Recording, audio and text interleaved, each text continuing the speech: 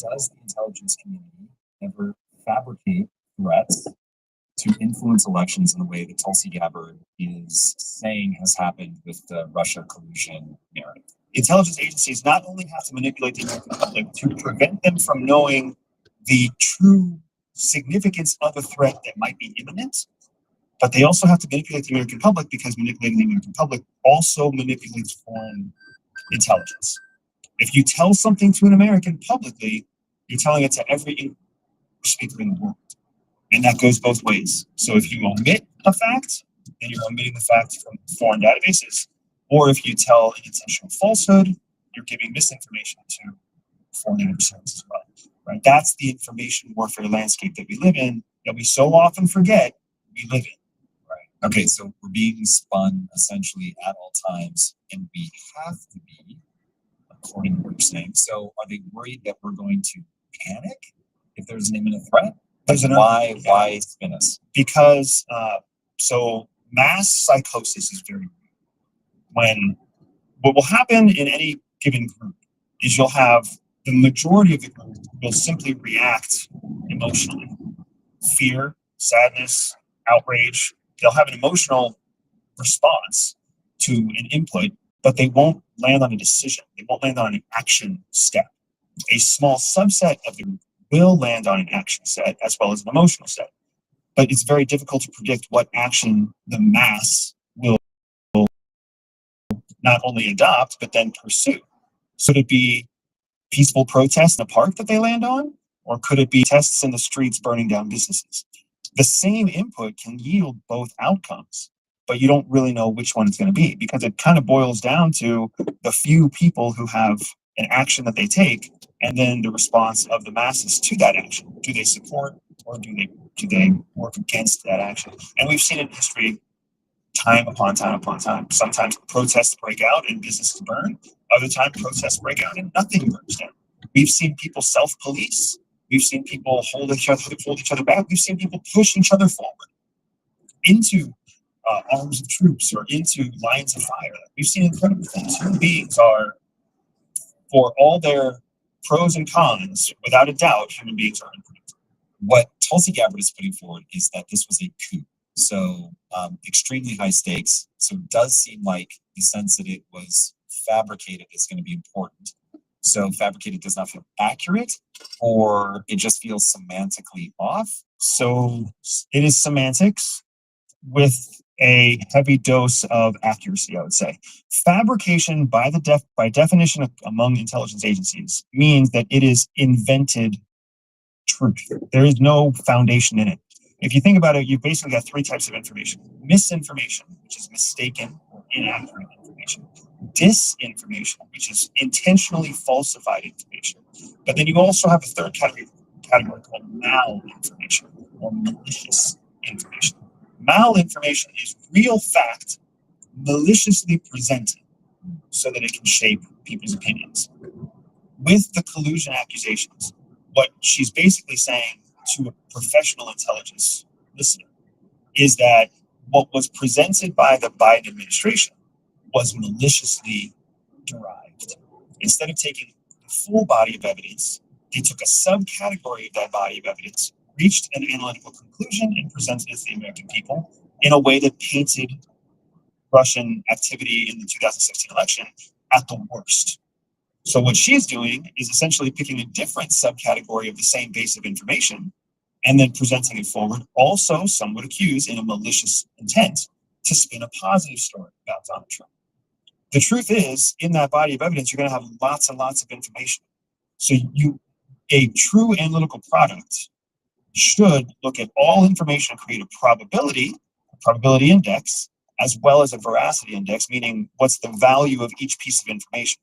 So you may only have one or two pieces of highly valuable information, meaning very high accuracy, very high level of truth.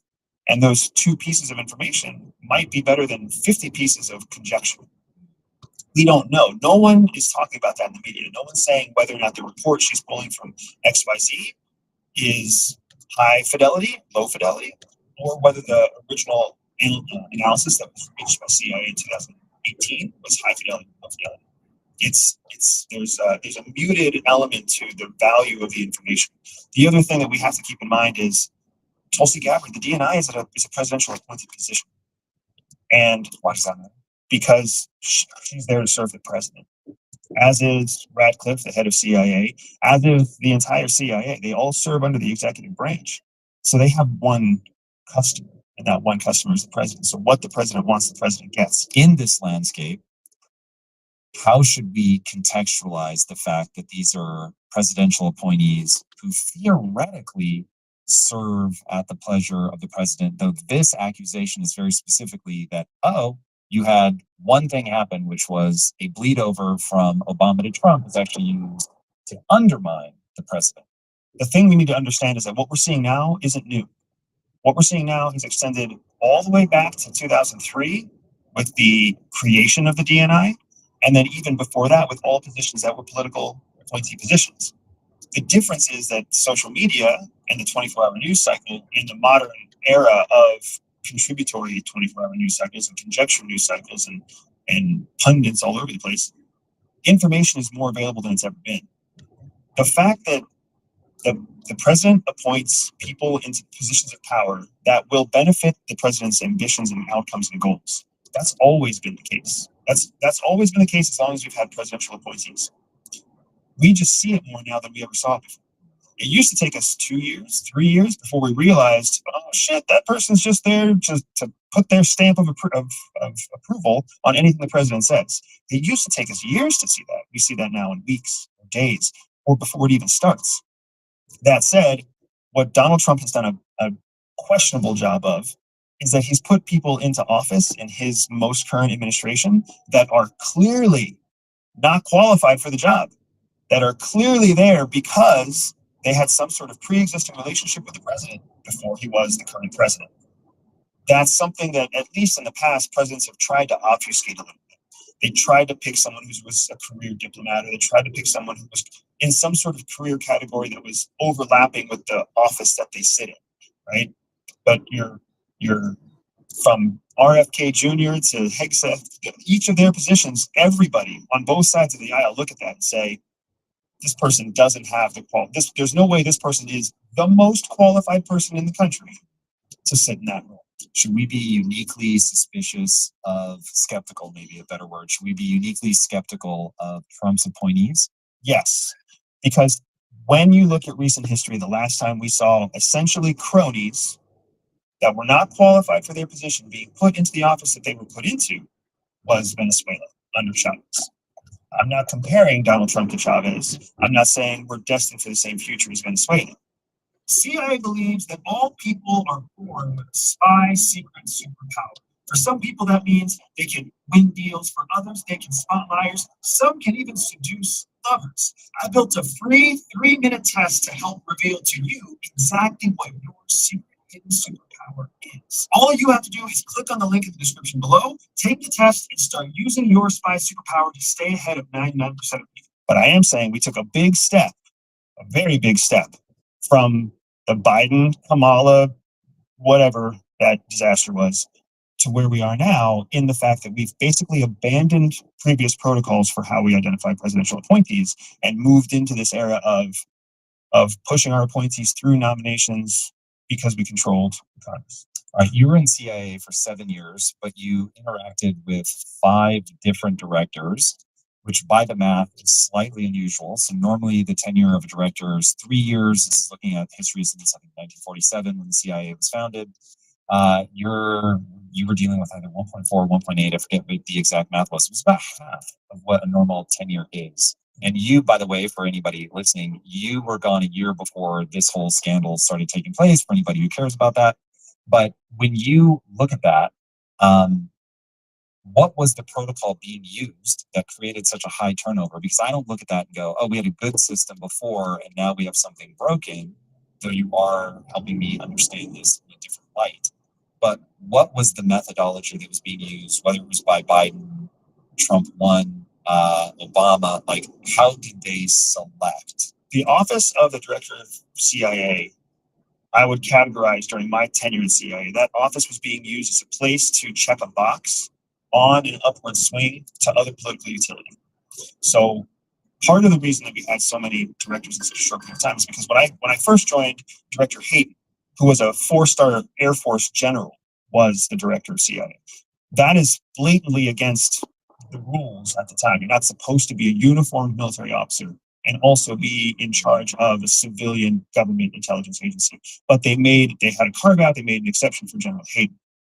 So we were already kind of breaking the rules to put Hayden in place. And who was president at that time? Bush?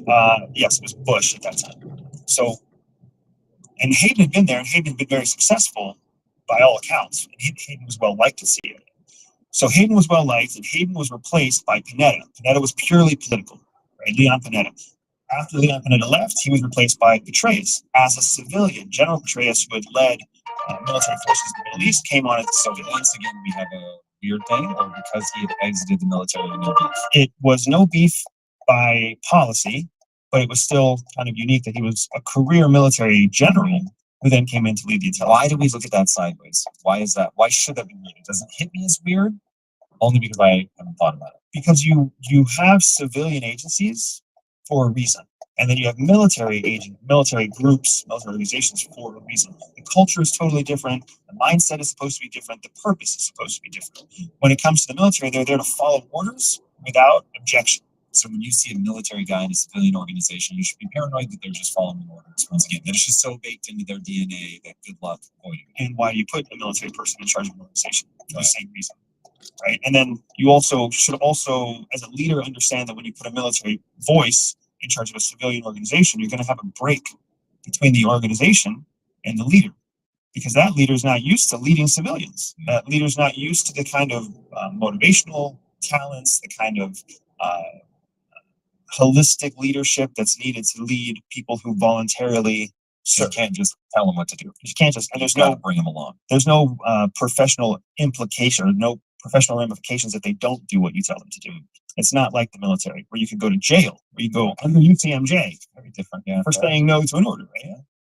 And then the whole thing, there's this weird kind of back and forth with Mike Morrell, who's a career CIA officer who was a sitting director before he was pulled out of the sitting director seat to then become a full director. So what's starting to break down? Like, I remember when Trump came into office and people were like, he doesn't trust the intelligence community, and he's now starting to use Peter Thiel's company, which is Palantir. Yep. And people are like, this is so weird.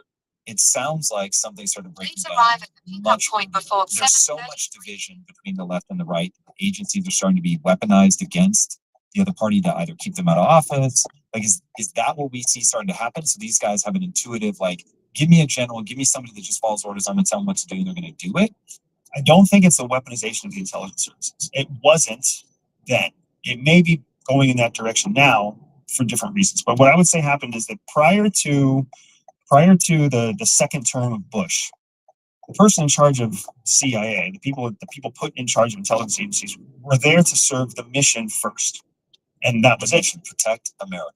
Protect America, maximize intelligence collection, serve at the behest of the president. Do they maximize intelligence collection for any reason other than to protect Americans? No, they shouldn't have.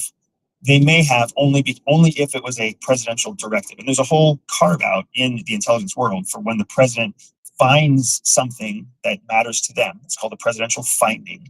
That finding can literally be given to CIA, and there's a blank check to pursue whatever the president's pet project is, usually with covert action. So there's a process for serving the president's pet projects.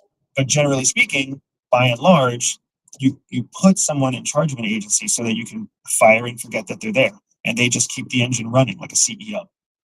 What happened in the latter half of Bush and all the way through the years of Mike Morrell, which is 10 years of history, CIA became a box-checking activity for people who wanted to ride the coattails of other successful politicians, especially with Obama.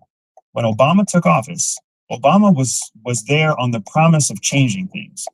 2 years into his first 4-year term, he was realizing change isn't easy. So then he just started using executive orders, and he started to force policy through a Congress that he controlled. He also was able to do that in the intelligence services. Okay, so I want to restate what I think you're saying so you can either correct where I'm at or we'll just have it on the table. When you say that they're riding the coattails of a politician, it's really a loyalty play. It's like, hey, you want to keep going in this world, so do me a favor, jump into intelligence, run the CIA, and then there's going to be rewards for you after that. And that's good for me as the president, because now I know that the person doing the intelligence work for me, I can just say, go do this thing that we're going to do. But the loyalty was more to a party than to a person. That makes sense. So hey, the Democratic Party has your back. Hey, the Republican Party has your back. All you do is you take this role, serve in it for 18 months to 2 years. It's going to look great on your resume. It's going to be perfect when you run for president 8 years down the road, 12 years down the road, 16 years down the road. So it was a box checking activity. This is very common in the military. When you know you're trying to build a future 2-star general, you start building them when they're a lieutenant colonel. Right? You start making sure they have the right items on their agenda, they sit in the right offices for the right period of time, and you move them up as quickly as possible. We have a term in the Air Force called somebody on after Congress, right? The Navy has their own term, the Marine Corps has their own term. Doing the same thing in the intelligence sector. It's going to be much easier for the American public to vote for you when you're running for president if on your resume it says you were director of CIA. Look at George H.W. Bush, right? So that's what we were seeing. That's what happened. That's why Panetta took the job. That's why Petraeus took the job. Mike Morrell was the first one to not really have that kind of political ambition. He had an opportunity to do something that was totally different, but it was still politically party oriented. what we're seeing now is a change to more individual loyalty rather than party loyalty. And a big part of that is because the Republican Party, let's not forget, did not support Donald Trump during his original run. Given that we spent however many years building out Morning. a pipeline that was loyal to the party, it does feel like it seems set for a party to go, okay, this guy's an outsider, everybody hates him. Domestic terminal. It's not Trump 2.0, this is what happened when Trump 1.0 got elected. It seems like the table is set for, let's take it down. Let's use the tools that we have at our disposal to make sure that an outsider is not coming to disrupt what at least from the left and right would agree on, which is that we need party people. So they're playing the same game. Trump comes along, he's playing a new game. Let's take him out. From a narrative perspective, it's very easy to swallow, but I'm also paranoid about facile narratives. So, do you think that's what we can see play out as indictments? We indict the grand jury. Biết ra lên mà Google Maps phải đi thôi. Cũng bảo bạn cứ đi Or is this 110 km là đổ xăng đầy đủ là được. Chia sẻ kinh nghiệm. I don't think we're going to see backlash. I don't think we're going to see Đứa it chưa đi hay gái hiểu. move through the court system, especially not anything fast, going back to previous presidents. But I do think we're seeing because there's nothing there, or because the whole system the is whole like system. Well, the whole system is not built for this. We don't have this. So we don't. First of all, we don't have an official judicial system. We don't have an efficient. We don't have an efficient. we don't have an official. We don't have an efficient judicial system. And then part of the reason that we don't have an efficient system in any of our three branches of government is because our forefathers wanted us to move slowly. Because they wanted to build, arguably, they wanted to build in space for people to pop off, have emotional changes, changes in the geopolitical landscape that wouldn't radically transform our country. So they wanted to build in that buffer space. The second thing is that we have to understand that Donald Trump and Donald are consistent of the traditional bureaucracy of government is because he moves at the speed of business. He understands how to move at the speed of economy. He understands how people think and how to market to the way that people think. So whereas narratives used to be created, no shit, narratives from government used to be created by the interns who worked for Congress people who would sit around in a big room with a coach in the front and they would all shape their narrative and they would give those narratives to their Congress and their Congress would carry that narrative.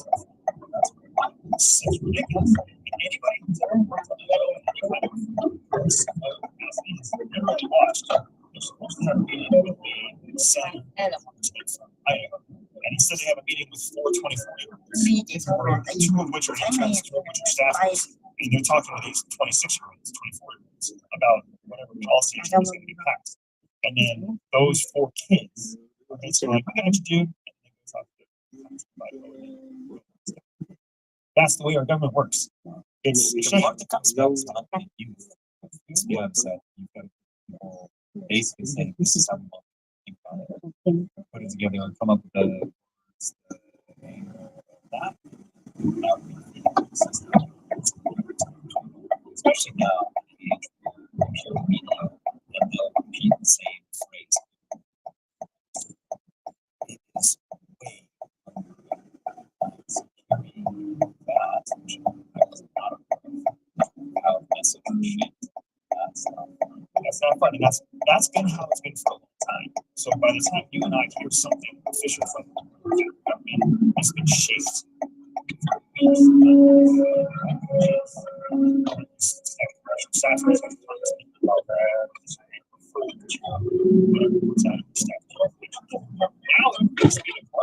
So now Donald Trump says something, and it's out there, and his staff has to react to what he said on Twitter, what he said on X.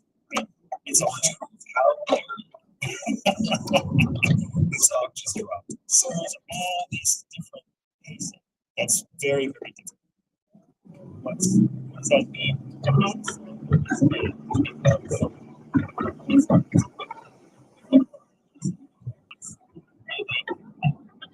is somebody actually saying? What are you actually saying? What they intend to do? Are they saying something that they're forced to say? Or are they just trying to say their job? We don't know. It's insane. any of us to make confident decisions in the landscape. And that is going to be the landscape for many, many years, I will look at, because the precedent has been set. The precedent has been set, and it is in favor of the president. So whoever's going to come next and beat Donald Trump, or whoever's going to come after Donald Trump no longer to be running for office, whoever comes next is going to pull from this playbook, because this playbook works. This playbook benefits the president, benefits the presidential ambition, benefits the constituent base that votes the president in office. We're not going to see it anytime soon. I'm going to keep going into the actual facts in case. So, looking at what Tulsi Gabbard is claiming, it seems to hinge on a small handful of things. One, that they knowingly shaped information. That Obama rejected an initial presentation that, yes, Russia is something, but it's really not having any impact. The next piece would be Trump activities. Steal us and used in the creation of the intelligence.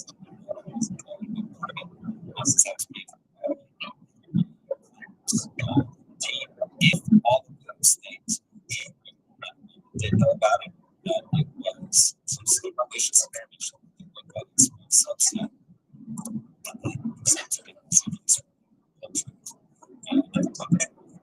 Left out, obviously,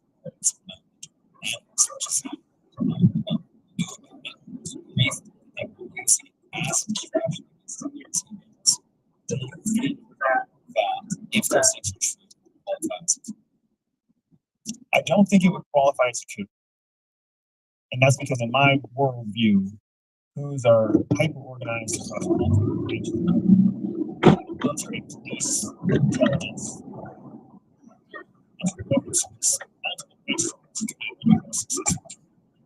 not just that's not happens only because it's such a strong man in office that it's one person takes over these folks, not the United States. So I would not qualify it as a coup.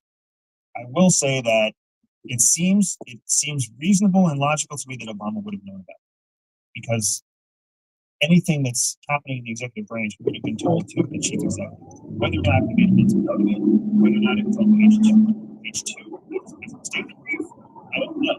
But you would have known that there was some element here of the Mr. President was saying Russia participated in this way, trying to shape elections, trying to figure their elections. It looks like this is what they want versus this other thing. We had the same thing going into 2020 elections. Biden into Obama, and saying we see information suggests China wants X, Russia wants Y. So that's not unfounded. I think the big difference was in 2016 became front page news. Foreign governments always tried to interfere with elections, and always contributed, always messed with news. Exactly right. That's part of the process. It's part of the game. You never know how things are going to turn out, but you know that you want things to be so chaotic that people in the target country don't believe in the system. The fact that we're having this conversation, the fact that we're seeing what's playing out, is just making Russia smile. Anybody who's not a democracy is looking at the United States, looking to work off of saying, that's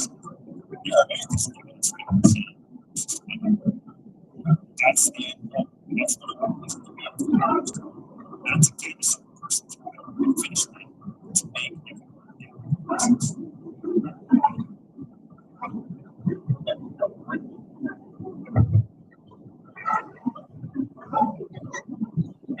Downtown.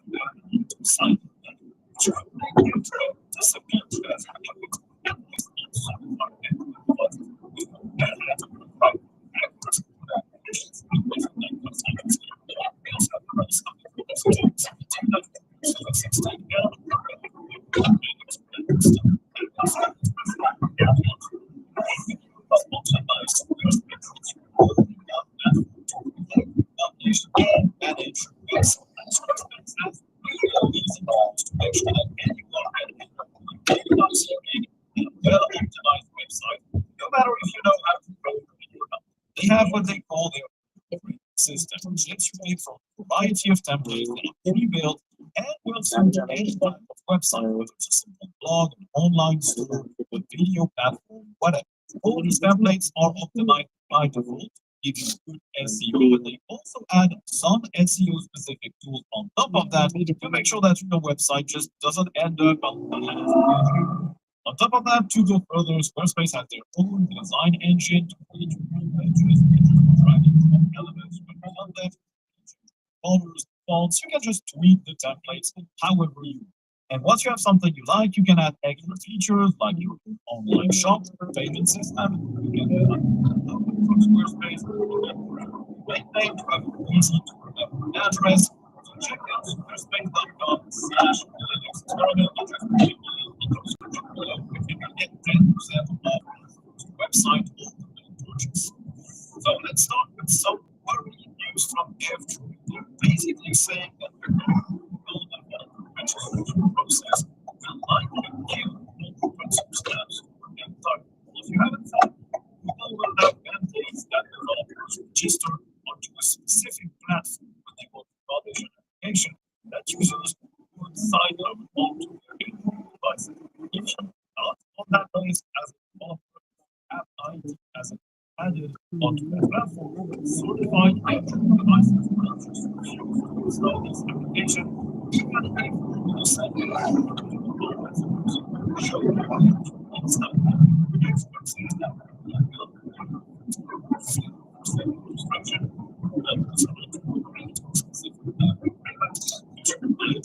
limiting what applications can actually do, and developers will also have to support the application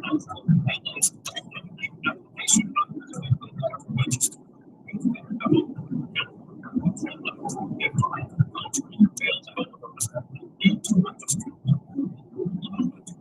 publish that's opposite of spiritual school, which is experience any and not need to be like centralized entities and not wait for developers to submit their apps. The other solution will be to take ownership of all the application updates and are submitted into a drive and to register all of those app IDs.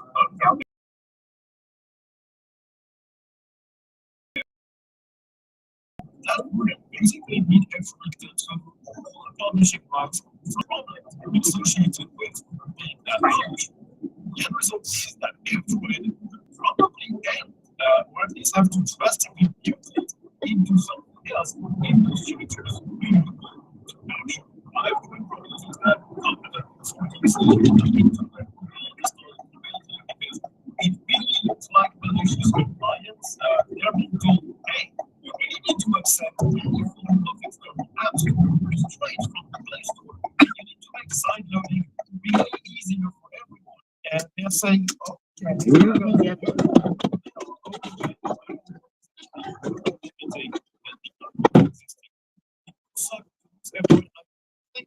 alternative ROMs will be affected. Certified devices, which I don't think have to be.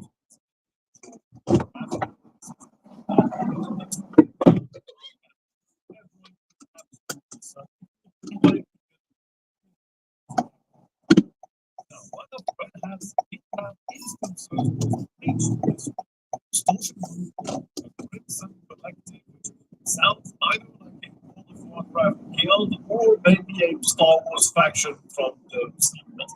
They claim to have grabbed more than 500 gigs of data from Red Hat from 28,000 internal repos.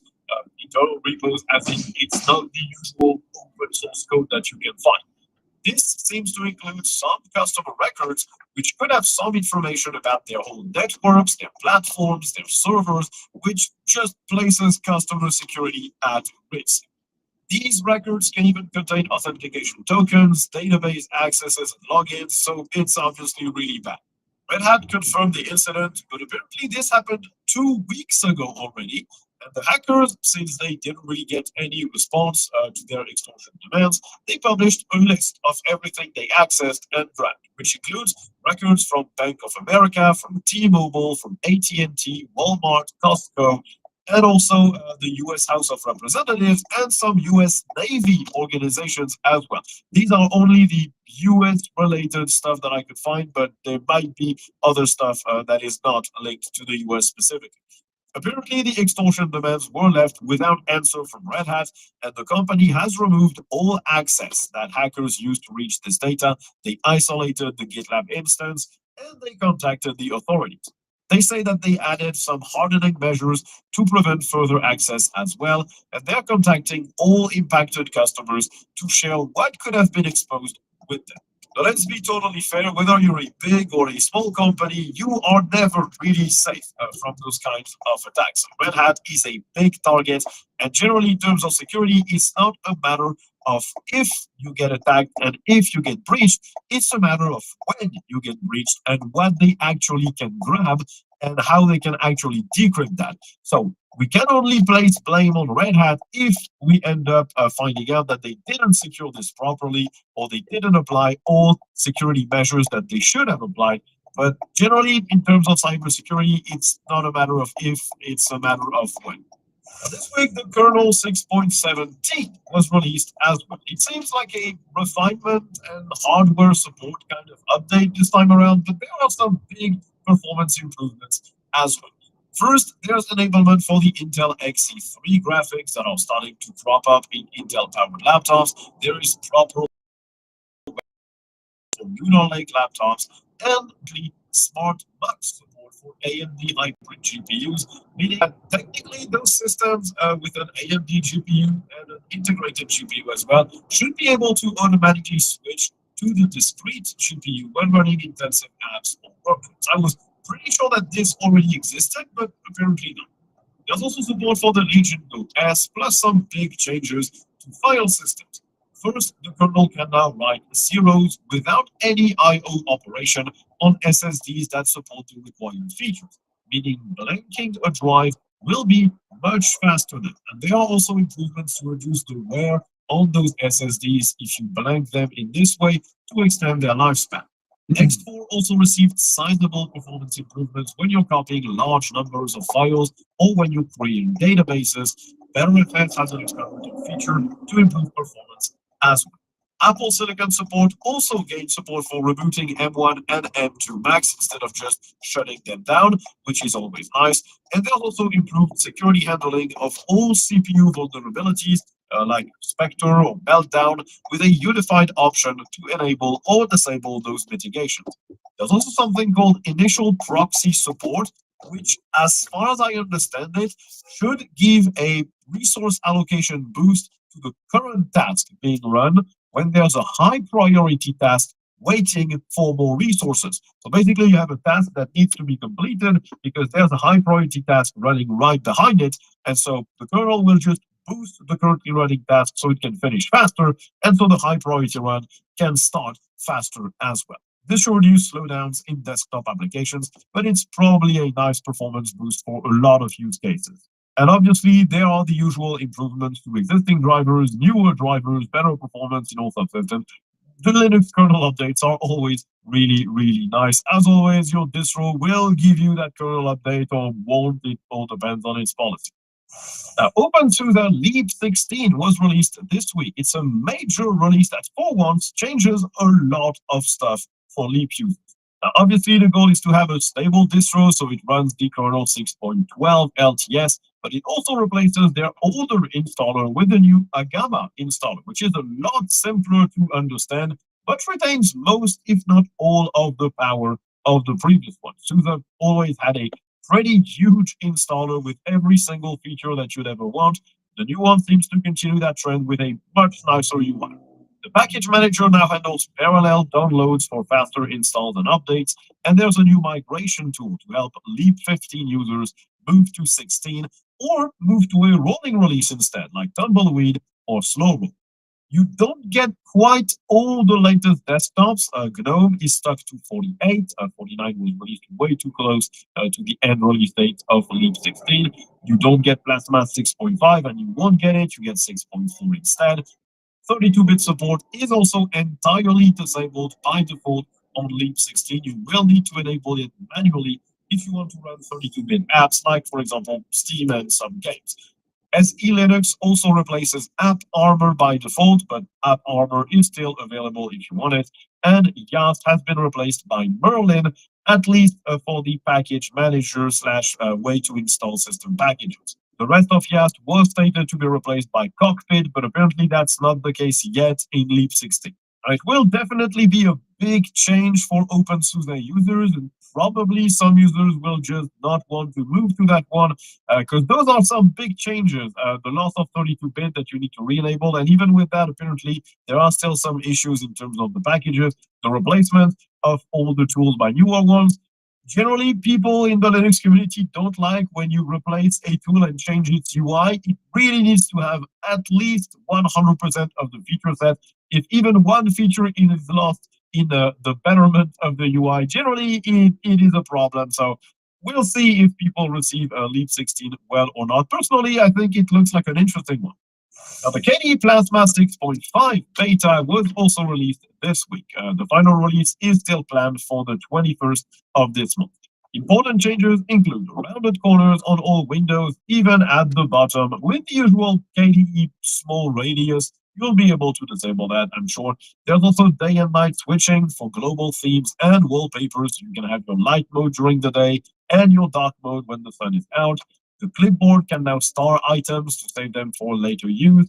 KRunner can now find global shortcuts and has fuzzy matching for apps, so they're a bit easier to find using KRunner. Drawing tablets are now better supported, including configuration of the dials and the touch ring.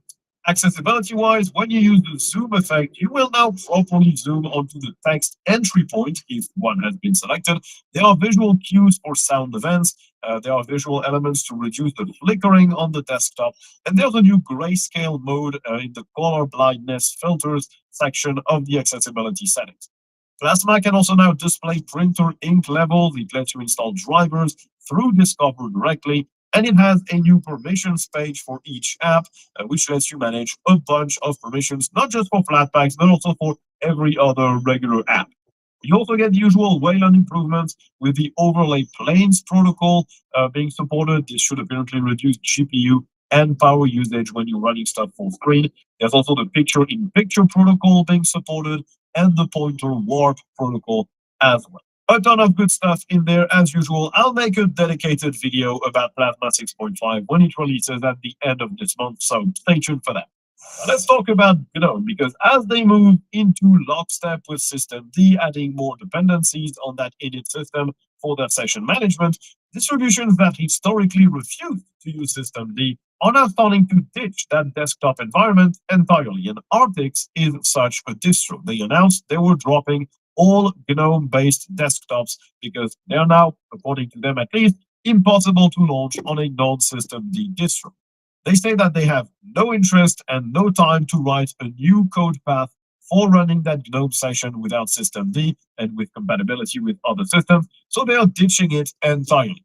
They will keep packaging GNOME apps because these can still run fine, but the desktop itself won't be there. They will still keep older versions of GNOME in the repos, but as they say, things change quickly. These packages will likely soon no longer work properly and will be removed at that point. Artix still offers KDE, XFCE, Cinnamon, Mate, LXDE, LXQt. I would assume tiling window managers are available too. And judging from the forums, this might also affect users of Pantheon, the desktop being built by Elementary OS, which was apparently available on Artix, and also Budgie. So those are two options that will no longer run as well. Honestly, I don't think there were many Artix users running GNOME, because when you want to pick a distro that specifically lets you tweak everything, including the init system, you probably don't want to use GNOME as your desktop, because it is one of the least configurable options out there if you don't want to dive into extensions. So I don't think there was a lot of overlap between people who don't want systemd because they want to tinker with that and people who actually wanted GNOME. Now, the Linus Torvalds flipping off NVIDIA meme might be dead and buried, because apparently NVIDIA has been supplying documents under NDAs to the NVK developers at Red Hat, so they can keep making solid progress on that open source user space driver. David Airley, one of the co-lead developers of AMD VLK, the Vulkan driver for AMD, now apparently working on NVK, he says that NVIDIA gave a lot of information on their architecture to Red Hat and their developers, all under NDA. Of course, it's not like it's free public documentation, which would be much better, but it's still a first step. As the developer says, NVIDIA are getting friendlier, and if they keep enabling NVK to happen, then they will keep trying to improve NVK to beat the proprietary driver. Now, this might mark a change in how NVIDIA views their relationship with the community. AMD has a good, solid lead in terms of the open source drivers, and the love the community bears them. NVIDIA is universally hated in the Linux ecosystem because they just don't support our platform very, very well. Having this community working on your drivers and supporting it, even if it's through documentation that is NDA, is a good step. And I think they're finally recognizing that having a community of developers helping you improve your drivers, fix them in a timely fashion, is not only good for your image, but it's also good business, because now companies can start buying your GPUs and think, hey, you know what? If we have a problem, we can actually fix it ourselves, which you absolutely cannot do in the current configuration of NVIDIA drivers. So maybe this marks a change in their policy. I hope so. Would be nice to have NVIDIA be a good player on the same level as AMD. Now, this week, we also got some more drama at NixOS. Unfortunately, after a nice period of calm, things are shaking up again, with a bunch of moderators resigning, apparently almost the entire team. Their concern seems to be the interference from the steering committee that governs NixOS. This council seemingly overruled some of the moderation decisions, and who got to be a moderator in the first place. The moderator team thinks the committee has acted outside of its scope, and that this creates a big conflict of interest in the community. Basically, moderators seem to have some of their decisions dismissed or reversed without a clear process on how or why this was the case. Some decisions were stalled or subverted entirely. The steering committee apparently applied pressure to target specific community members and specific topics, and they threatened to act further if the moderation team did not follow their own views. The committee also apparently tried to remove moderators without justification and to appoint new members to the team instead. This all resulted in, first, the moderation team being stripped of its own role, and second, the guidelines for who is moderated or banned from the community and for what reason. Those guidelines aren't clear to anyone now.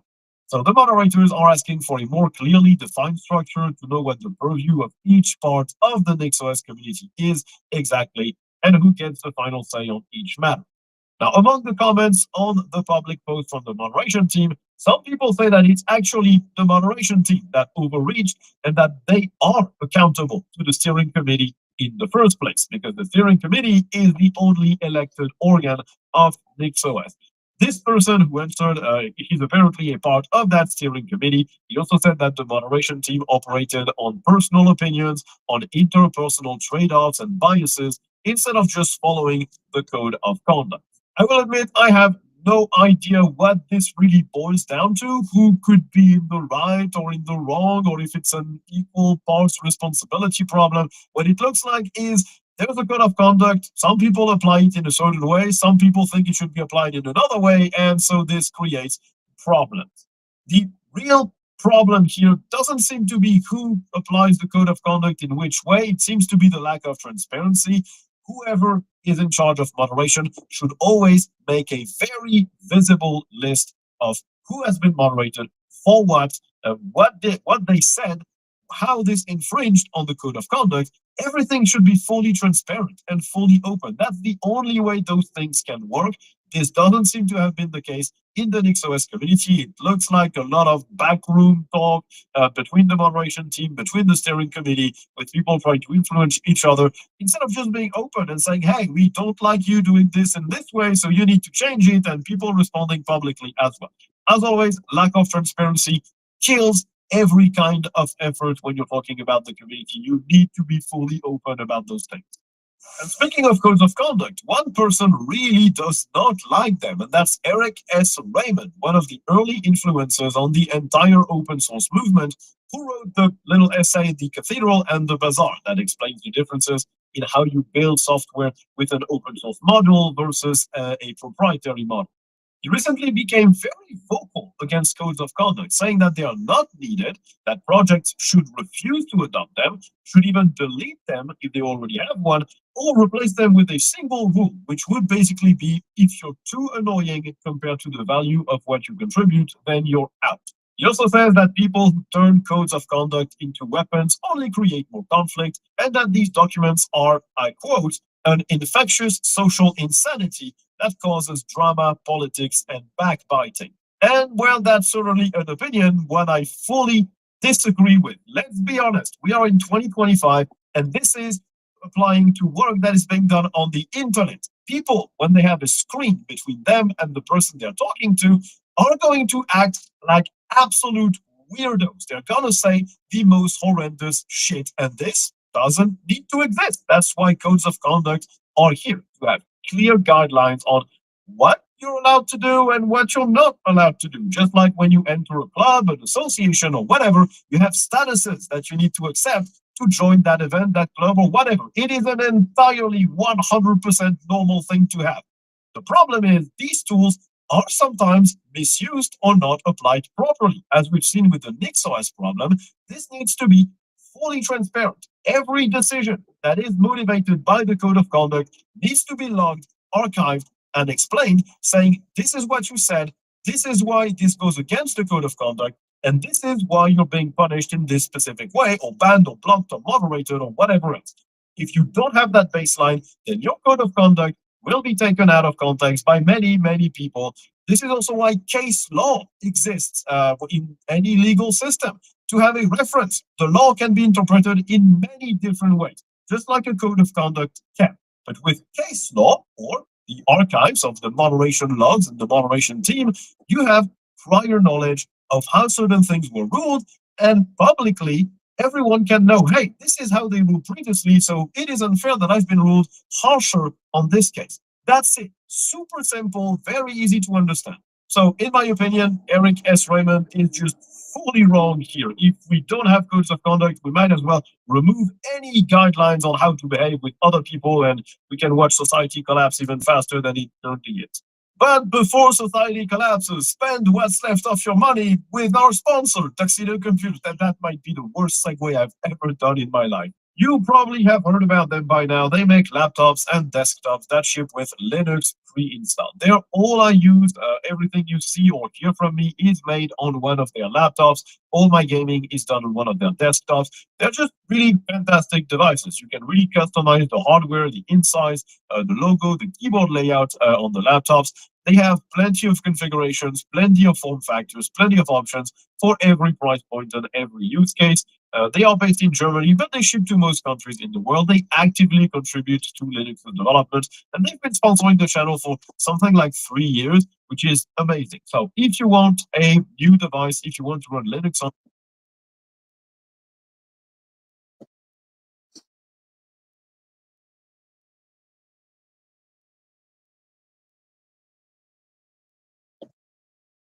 we're more polarized than ever.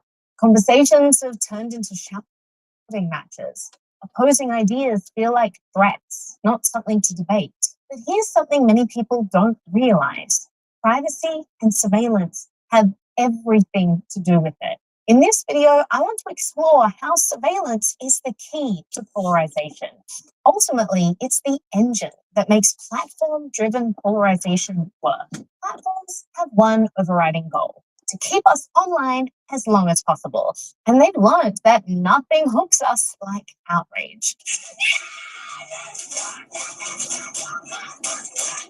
If they can rile us up, we will stay, scroll, and click. Outrage drives engagement. Engagement drives profit. But this doesn't just keep us scrolling, it also pushes us further apart. Now, here's where surveillance comes into play. The more that platforms know about us, the easier it is to feed us the content that will push our buttons, confirm our biases, and keep us in a cycle of anger. These platforms are not neutral spaces. They are giant marketplaces where influence is bought and sold. Every scroll, every feed, every recommended post is shaped by algorithms built to maximize engagement and auction off your attention. And it's not just companies pushing shoes or handbags. It's political groups paying to shift your vote. It's movements paying to make you hate certain people because you think that they hate you. It's hostile governments paying to fracture our society. Because our lives are so transparent to the surveillance machine, we're more susceptible to manipulation than ever. Polarization isn't cultural drift, it's intentional. So here's the formula. Surveillance is completely integrated into everything we do online. The more that different entities learn about us, the easier we are to manipulate. With countless agendas competing against each other in this space, polarization is a natural outcome. Let's take a moment to really look at this manipulation. The internet is a manipulation machine. Few people are really aware of just how much manipulation there is online. We all fancy ourselves to be independent thinkers. We like to think that we make up our own mind about things, that we choose for ourselves which videos to watch next, that we discover interesting articles all on our own. We want to believe that we're in control, but we're in a system where people are constantly paying to influence us. So that independence is really hard to defend. The reality is our autonomy is far more fragile than we'd like to admit. This influence and manipulation creeps into our entire online experience. For example, every time you load a web page, you'll notice that the text appears first, alongside empty white boxes. And there's a split second before those boxes are filled up.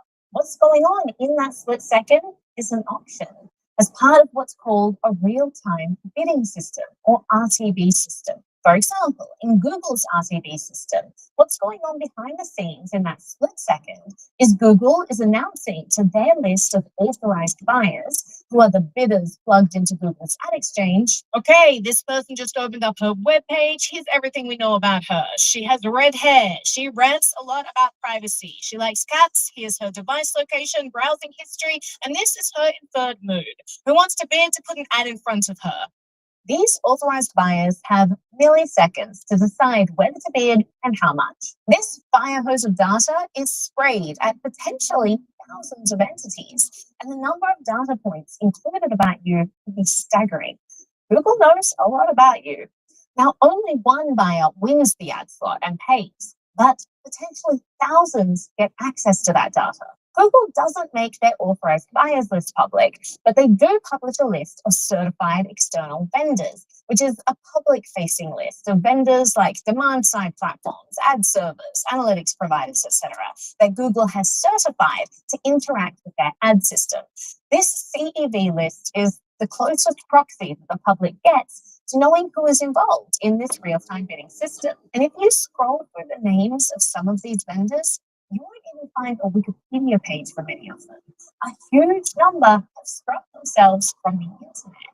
It's a mix of ad companies, data brokers, and you can bet even government shutdowns. When you put two and two together, you realize that many of them are just sitting in these offices so that they can scrape this data to share or sell elsewhere, or use for other purposes. Now, Google's terms of service doesn't allow that, but it doesn't matter, because once this data leaves Google's hands, they have no control over where it ends up. This real-time bidding system is just one behind-the-scenes mechanism of this influence economy. This machinery of influence is everywhere, not just when you load a web page. When you go to watch a video, there are thumbnails next to the video suggesting what you should watch next, and you click on one if it looks interesting. On my video. Yeah, those video thumbnails were not accidental. When you scroll social media timeline, the posts that populate are intentional.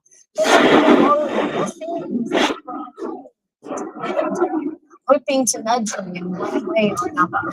Even search results, which can sometimes feel neutral, are arranged according to what someone else wants you to see. Why do I care if someone wants to influence me? So they want to sell me with their foods. What? This system manipulation is or companies that want you to buy things. It's filled with faceless entities shift our behavior and sway our votes. They work to bend our worldview, to manipulate our emotions, to make us hate other people.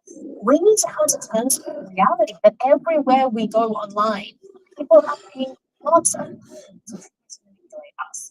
And sometimes the intended outcome is actually polarization itself. This is where privacy comes into play. The more a company or government knows about us, the easier it is to manipulate us.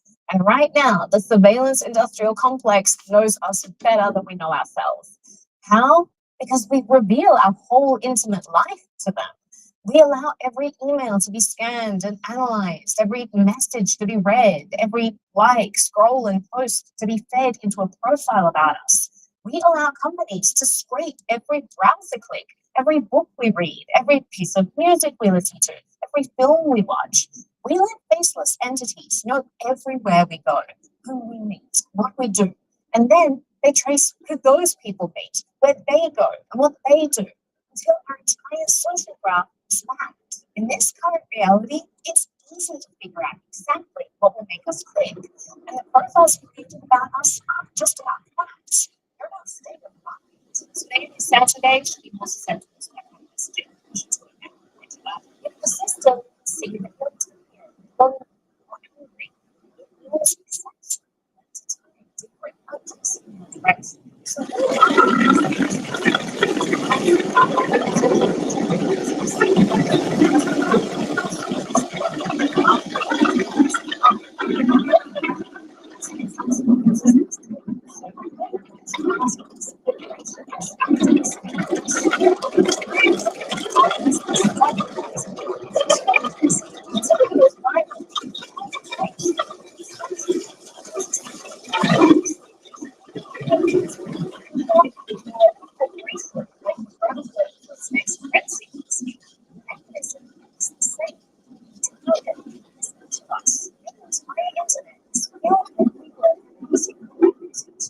some of the agendas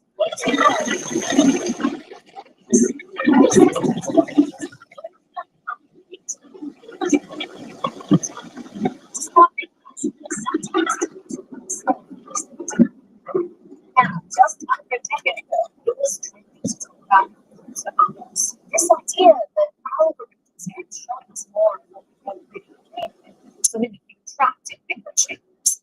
We assumed polarization was just the natural consequence of living in separate informational worlds. For years, the filter bubble was the go-to explanation for polarization.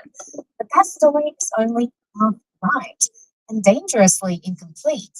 The real problem isn't just that we see different things, it's that we are being deliberately targeted. Filter bubbles were about limiting information so that we only ever saw half the story. Surveillance-driven targeting is about exploiting information to deliberately manipulate you. With enough data, entities can, with incredible accuracy, predict what will outrage you when you're most vulnerable and which message will make you react. This is a crucial shift.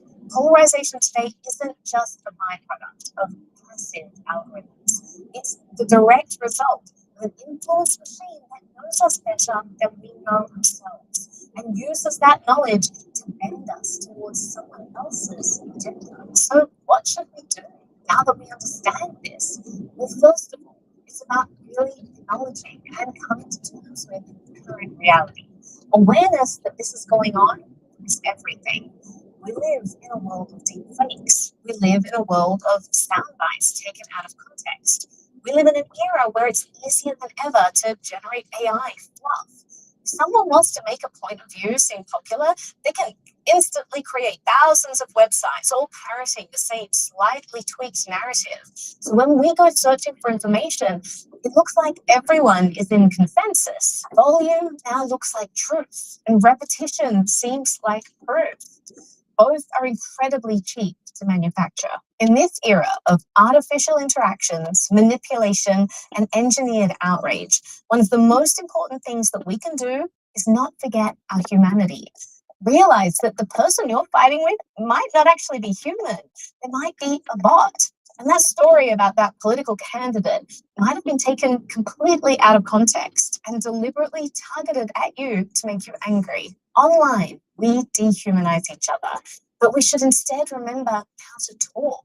Ideas can be discussed without becoming triggers. They don't have to send us spiraling after 4 hours of doom scrolling. Fear is the mind killer. When something online pushes you to react, pause.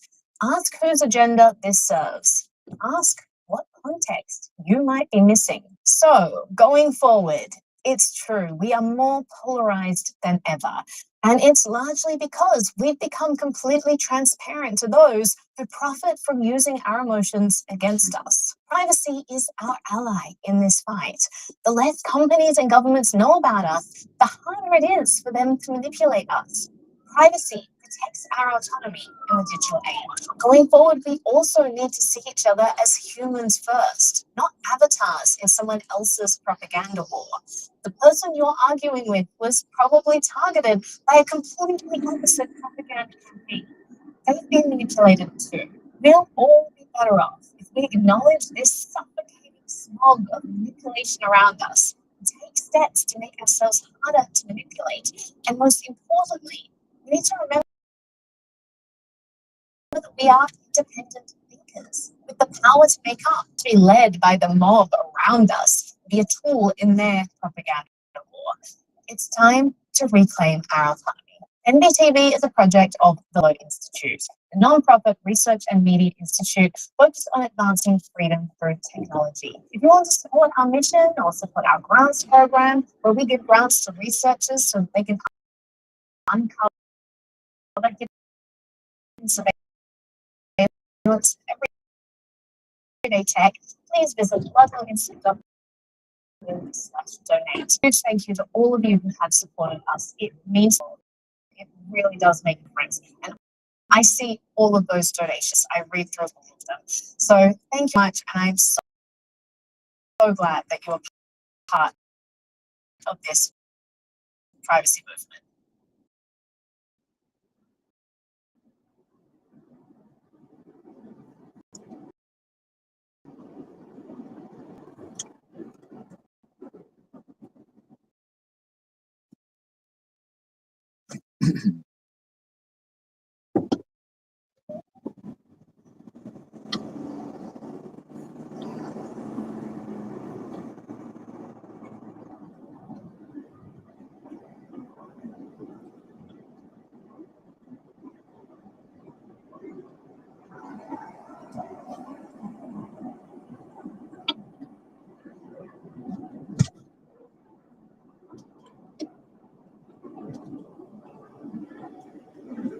I'm really interested in the concept of change and how the CIA drills into you that you need to accept change, because in all of our lives, one of the things that most of us are quite bad at is accepting change. We're very rigid. Again, maybe that's because of perception and ego and these kinds of things.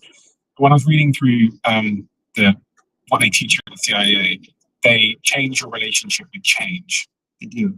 So a big part of the advantage of having change is the fact that it's not natural to accept change. So if you can adapt to change faster than your opponent, you have a built-in advantage. You have an edge.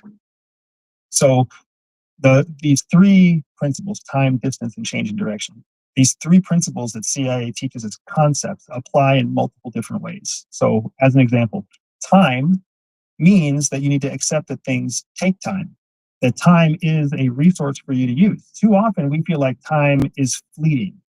Time is running out. We have to take action quickly, like time is against us. That's not really true.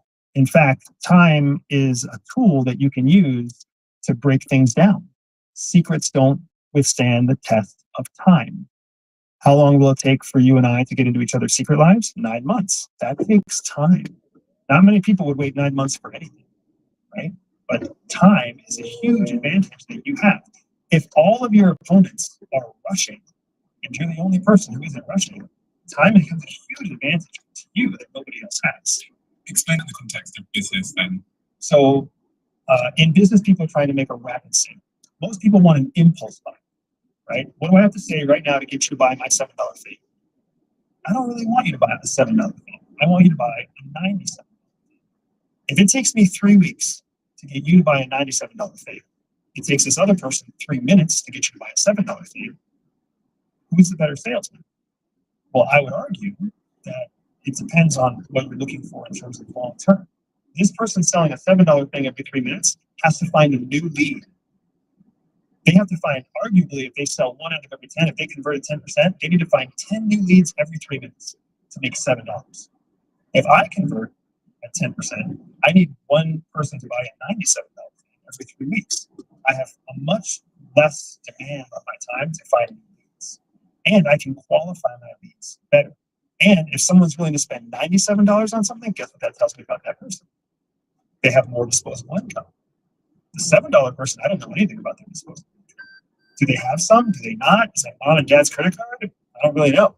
I'd rather spend 3 weeks of time cultivating a person who buys a $97 something, because then I can sell them a $297 something. And then I can sell them a $997 something, because I can test their threshold for price sensitivity. Was there any situations during your time abroad where you felt like your life was at risk, or any sort of really clear apparent threat? Yes, there's one specific moment which I'm actively trying to get cleared by CIA to talk about, where I felt like with high confidence that I had fallen under the scrutiny of a local country's surveillance team. So I was in a foreign country. I believed I fell under their surveillance apparatus, and they were actively surveilling me.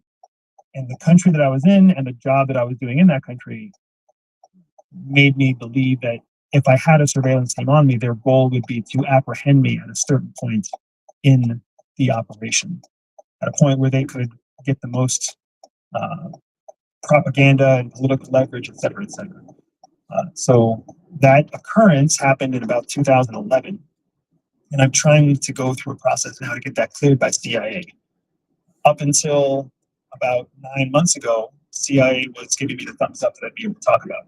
But then geopolitical tensions changed, and CIA changed their mind. So now I'm exploring what avenues I have to get them to adhere to their previous approval of letting me tell my story versus being forced to adhere to continued secrecy. So you were in a foreign country, you felt like you were under the surveillance apparatus of a foreign country. What gave you that impression? Was it looking over your shoulder and seeing something? It's the process that we're trained to use for surveillance detection. So we're trained in a process where you run what's known as an SDR. And in that SDR, you have steps, methods that you use to determine whether or not you are being actively surveilled. And again, we use time to our advantage. So it's not like something happened in 5 seconds and I thought I was under surveillance. I intentionally carried out a series of steps over, say, 3 hours or 6 hours. And over that period of time, I had enough information, enough data points to confirm with high confidence that I would be under surveillance. SDR? Surveillance detection route. Okay. And that could be like a car following you, or it could be a person following you, or a drone following you, or your phone being acting in a certain way to make you believe that you're being digitally or cyber surveilled. Sex espionage. It's a real subject. It's a very real thing. It's a very real thing that's used in different ways based off of a country's civil rights. So in the United States, we don't really use sex espionage. Not really. We don't really use it because it goes against the rights, the individual rights of the citizen who works at the intelligence agency, right? So if you tell a female intelligence officer that they must sleep with this target in order to get information, you're violating her rights as a U.S. citizen. In China, that's not the same case. In Russia, that's not the same case, right? In the UK, they don't subscribe to forced sexual acts in service of collecting intelligence. Forced. But you can if you want to. What ends up happening is you can if you want to, and for those people who do, they end up creating what's known as an operational security risk, because once sex is involved, the power shift becomes untenable. So if the whole goal of a handler is to maintain control over the asset, once sex happens, it's harder for the handler to maintain control over the asset in a objective relationship, because now sex leads to feelings, like hormonally it leads to feelings. The act of orgasm releases certain hormones that create senses of connection with another person, right? So when that oxytocin drops, when that neuroepinephrine drops, your body starts to tell you that you are connected to another person. That is the antithesis of a proper asset handler relationship. So you start, and we call that falling in love with your asset. I won't ask you if you ever engaged in anything like that. I appreciate that. I was fortunate enough that I made all the connective hormones I needed to make with my wife, who was also Disguises. Did you ever wear a disguise? yeah, much more common than people would believe, and much less quality than people would believe. Really? Yeah. So most disguises, what we actually call disguises inside CIA, we call them costumes. We don't really call them disguises. Disguises is a word that's used in pop media and pop culture. In the real world, we call them costumes. And our costume departments, our disguise department, the whole objective behind a disguise or a costume is just to make you not look like you. CIA believes that all people are born with a spy secret superpower. For some people, that means they can win deals. For others, they can spot liars. Some can even.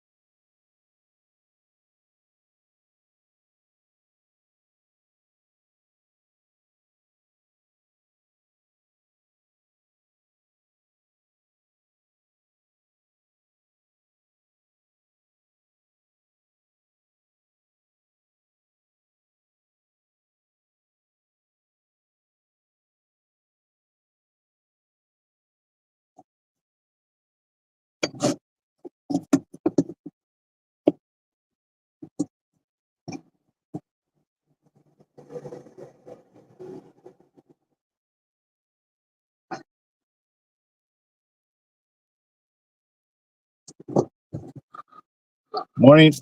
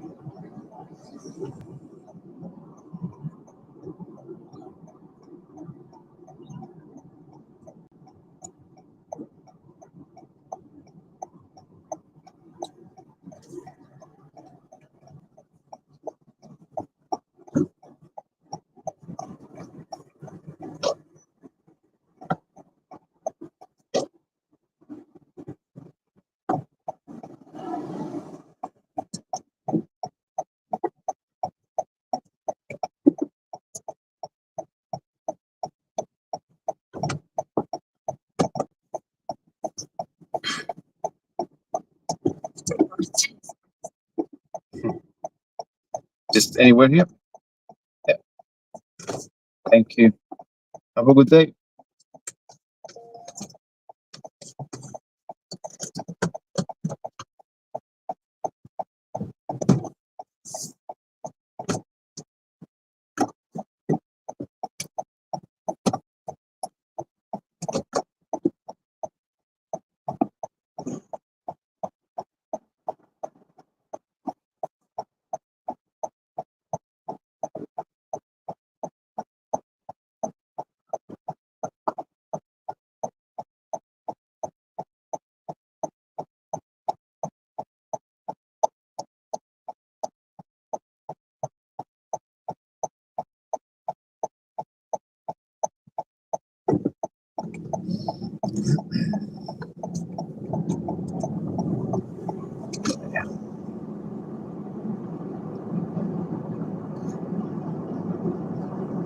Great.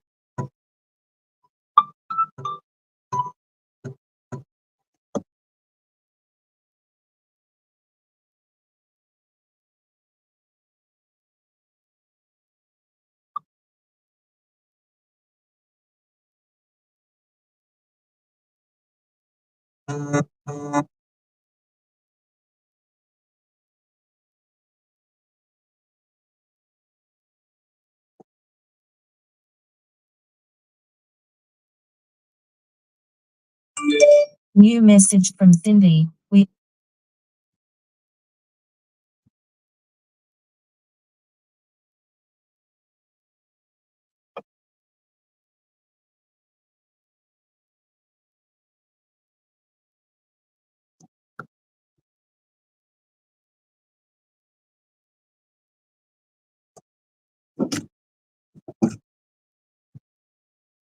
New message from Cindy. 1 women and 1 children.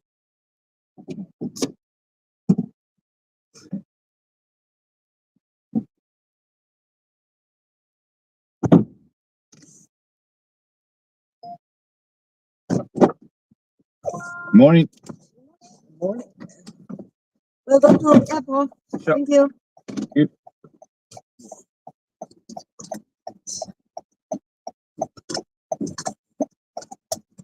记得去年是我带你过来，也是爸爸生过来。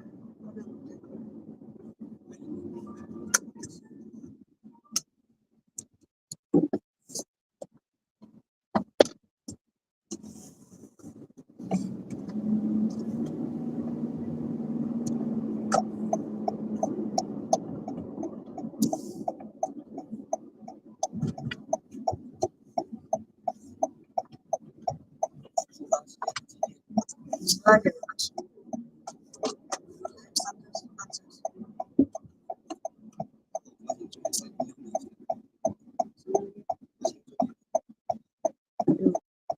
在这个方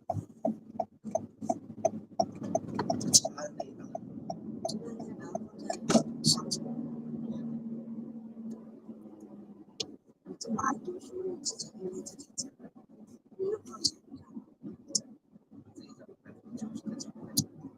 会，因为你好几次是我是当时这种你在的，好多都是你在的，但是不能这个实际就在那，就这样，就他们真的相当漂亮，就是在公园的绿化包围着，在这边一直逛外面，这边。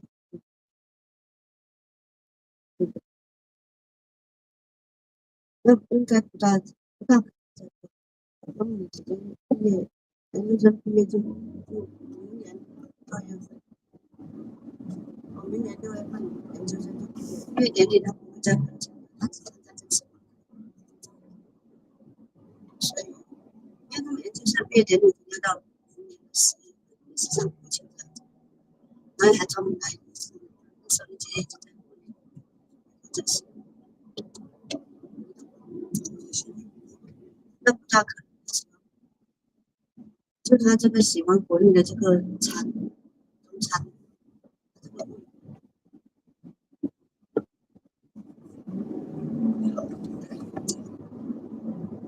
那你要看在什么地方，你要看你干什么。你现在拿到华为、阿里巴巴的，国内也有很多跨国企业，他们也都是按国外的。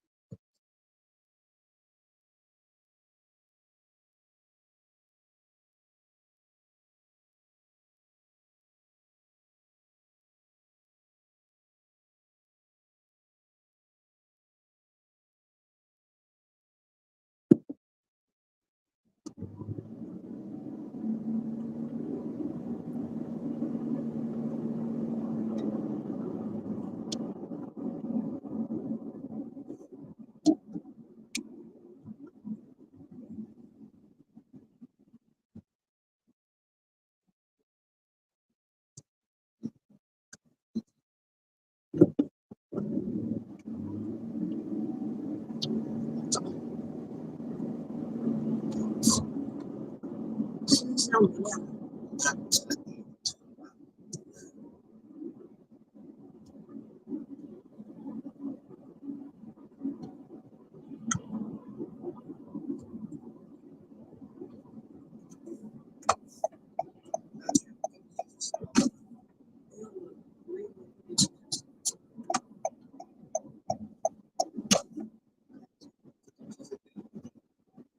对这个干嘛？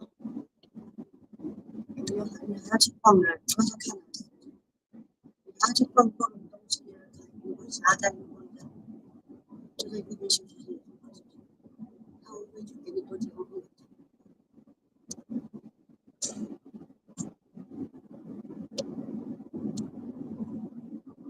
而且说他在悉尼站下飞机要去吃，他在那里逛。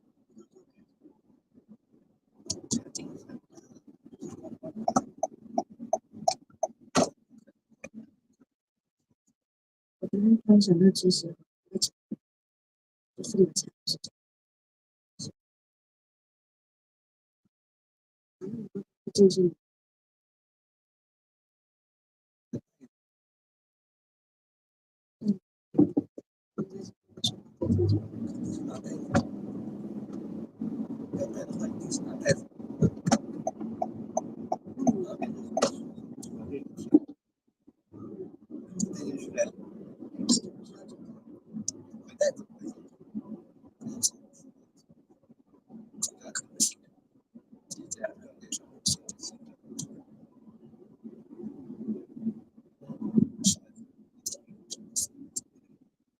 不会这样子讲，人家不会问你这个。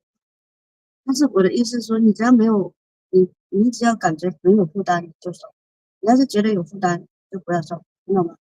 这东西就是自由啊，东西反正有买，我们也可以送给其他人，不一定都好像没地方收拾，就看你自己好不好？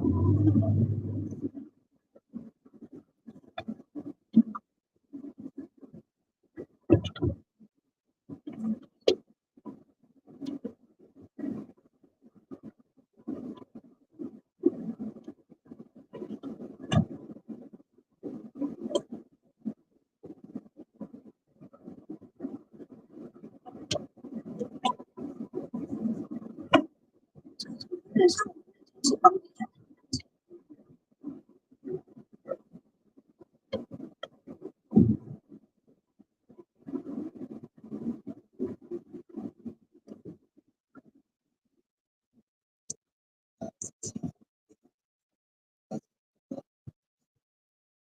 什么东西？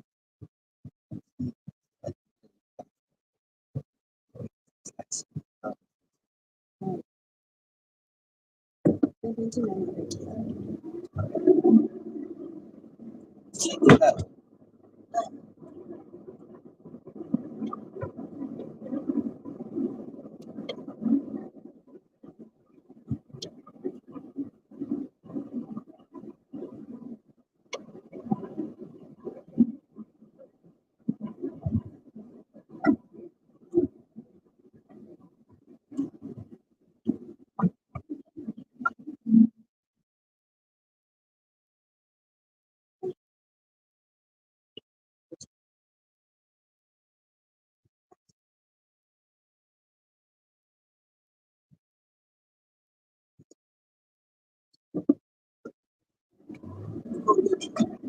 我超的有。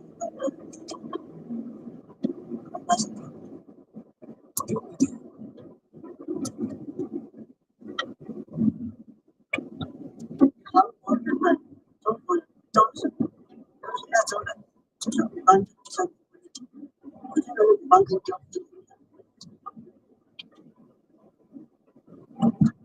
欧洲的五官是大众，以前都是中国是大众东岛运，现在是因为国力增强了，所以我们搞科技，还有包括生产力，都是中国的，made in China，所以才重新，要是没有，不是不能产生，但是他们感觉中国人竟然还在嘲笑中国人。前段时间，那个马斯克的 L， 不是当时关税进到可能200%，一个人跟一个上手机那个人竟然发表言论说中国人智商都太大了，然后他那个他在上海大学教授，这个人呢已经面目全非，中国人的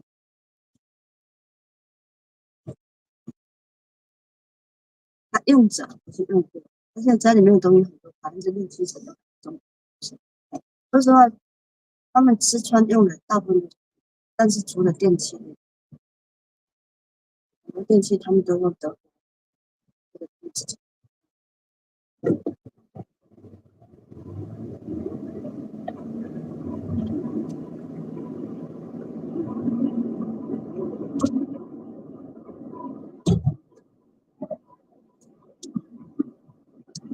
现在看他们这些街景，真的是比我们中国人，但是我们生活的城市在下面，那种爱是不是？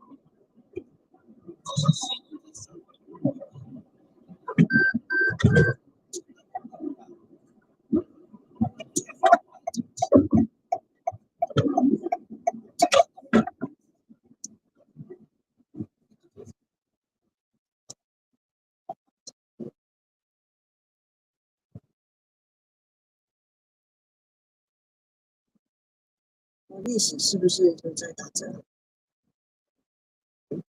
他图上那个贴一个活历史是不是？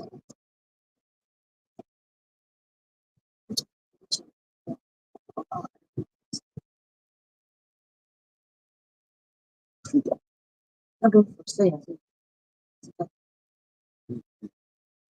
花更高的价格去买。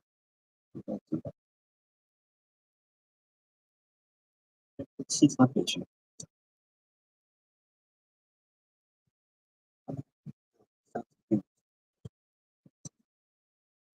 他们都是油车，没看到新人。都是油车。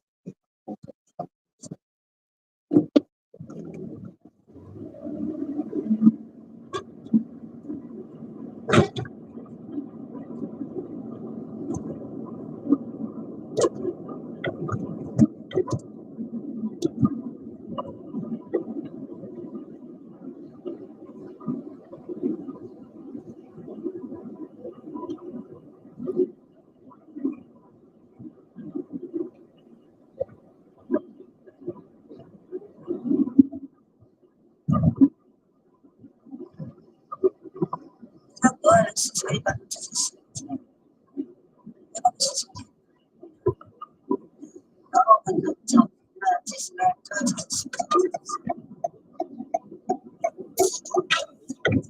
当时 DIY 的也很穷的，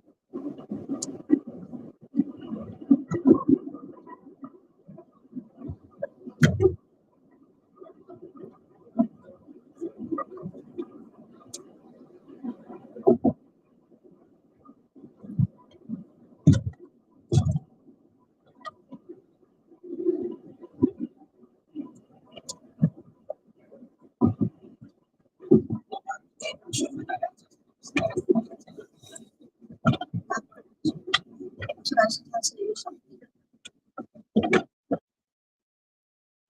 它的进气口夹的是树，非常树。但是咱另外一句话说呢，外国人他的生活方式就是比较休闲，他们的休闲就是多一些时间去运动。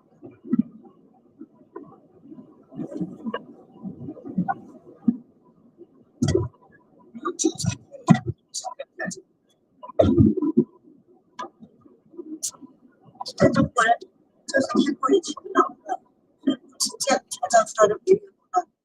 你到超市里面看，感觉那些东西不用重复，不是世界其实都是但是现在世界工厂已经很多东西进到印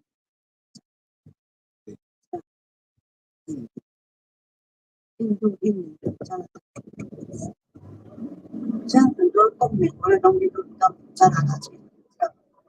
加拿大不行，加拿大是那种不讲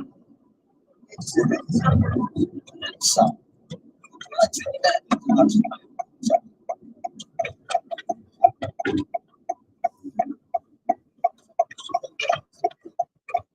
再来那个关税加了200、300，好多工厂就在担心说，有些特别都是做出来的，就是说他就是要关厂。后来才发现他们离不开中国，他们离开中国，他们都要把这个穿的用的都是中国来的，要让他们不是给。所以特朗普现在要重新架构，就是要把制造的一些东西制造你重新放里面，但是很难，因为他们的生活已经形产化了，但是叫做什么？所以有点入色液，有深入结构。现在只有一个地，既没有贴纸。我的意思是说，这上面他想帮你去自己做，是他的人不愿意去做这些，也不愿意这么长时间。这上面就是意味着长时间。你首先你一直在放，除非他的机器人全部替代这些，所以现在 AI 为什么说未来是什么？各国的竞争，AI 应用的越多，你的就是人工成本就越低。那美国它现在也一直在弄，那如果 AI 它的机器人如果应用不力，未来它就全部替代人了，它也会成为世界工厂，你懂吗？机器人是不需要休息的，24小时一直做。未来真的国与国之间的竞争，但是毕竟机器人的这一块是很长的问题了，所以这个东西未来呢，还有你这现在只是在工厂里面一些考虑，就是制造业啊，制造业全部机械化，那没有说我们底层工人，但是我们是快要实现那没有，这方面还差远，很多工序是没办法用机器人。就最简单的东西，做个是弄个餐，做个饭，现在都没办法。现在的机器人，你看国际阅兵的时候，机器人都不敢拿出来，因为还不成熟。是拿出来，就是对啊，那种当时是哪一个机器人有出来？春晚机器人有出来，是每一个机器人后面都跟着一个人在。这种就是完全没办法自动化。所谓的自动化就是机器人的简单跟智力在完全都能可以做。就是现在国内的机器人都是做粗糙的，做到不能走一点，做到不能走路爬坡这种可以。机器还远远不够。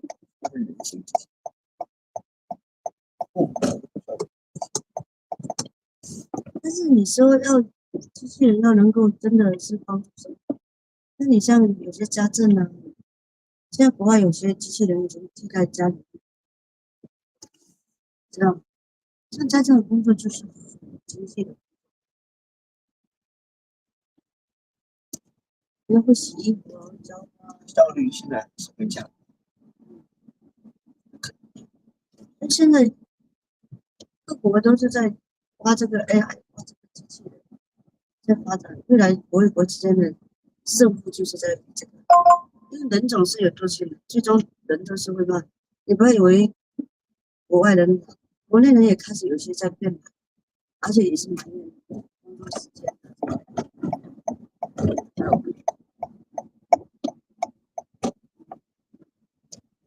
财政，我们现在能力还是够的，就是，但是再过几年哈、再过几年人口红利就要下降，因为人口红利就是人口基数，因为人口基数上，现在像他们如果读幼儿园，就这一届，很多幼儿园都关掉了，招不到人。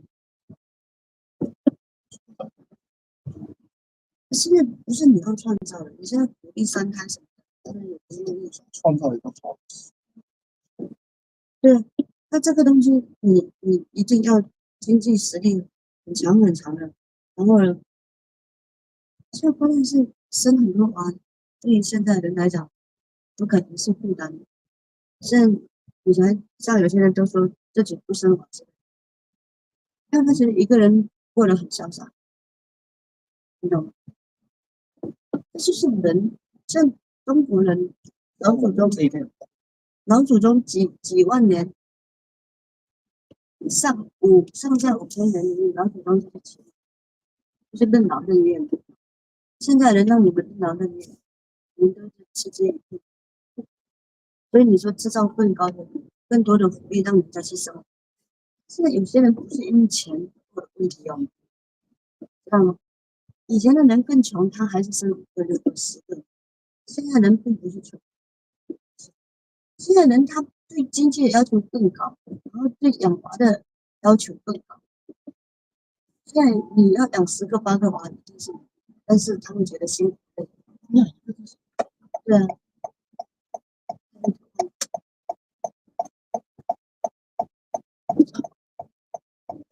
应该是快到了，是的。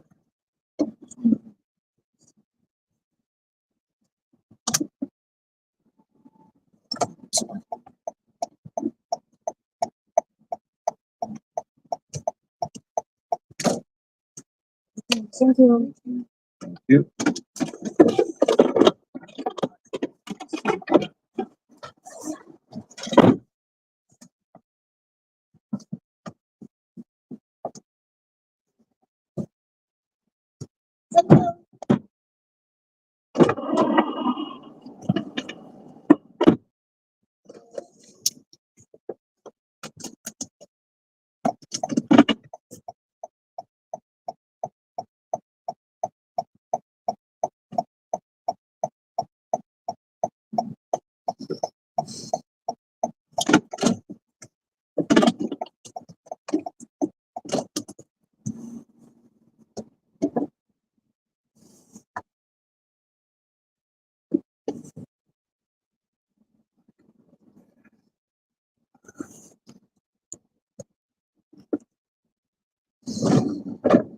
Sucks.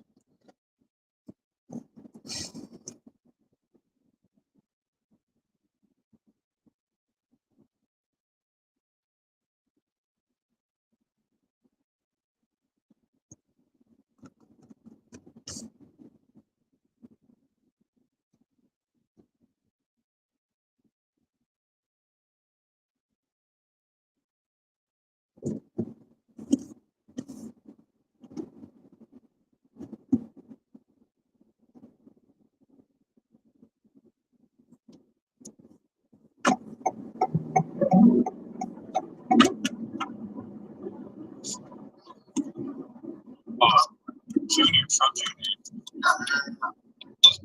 You know, Barron and Martin Shkreli, like fucking Batman and Robin, right? Yeah, they were behind the Trump tower.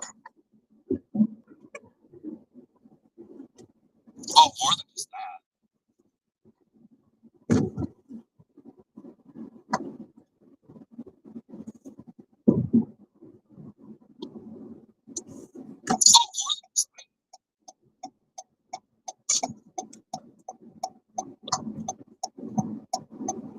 And I mean, like, this post had to do with Markham, so I looked at it. Like, I don't really pay attention unless, like, Zach or Markham has something to do with it. Yeah, because I remember the whole parents time. Yeah, they were all of them. Yeah, they were all running to fucking hundreds of millions of dollars. It was like 4 or 5 of them. Yeah, they just look like some artists. You know, there was Barron, Trump's son, Barron Trump, Trump Barron. There was a couple of them. Oh, yeah, I mean, I got it. Elon Musk dog.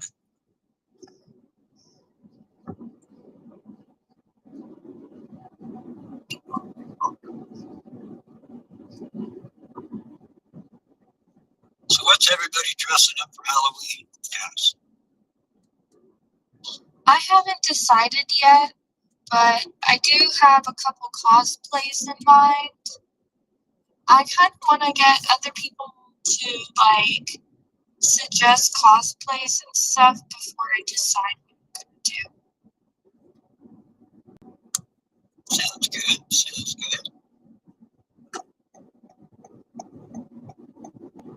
I dress up as like different anime characters. Honestly, I haven't seen Evangelion. That's the recent show character. Asuka. I cosplayed as for a friend. Yeah, our local private theater. Give me your kids trick or treat night, where everybody that goes there, you know, brings candy and stuff. Some people will dress up or what have you, and you hang out some decorations by your car, and then the kids all go up and down the lines trick or treating everybody in their cars. It's pretty cool.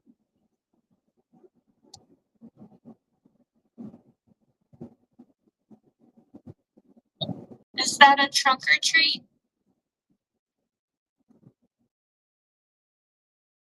Yeah, I guess. Yeah, I mean, yeah. I'm not exactly sure what you mean by trunk or treat. Kind of sounds the same. That's something that like popped up during COVID, I think, was Trunk or Treat, where it would be like drive-by kind of, you know, because of COVID and stuff. But that was back then. Hey, Cecile, have you heard of Kuromi? It's like the Hello Kitty, like evil bunny.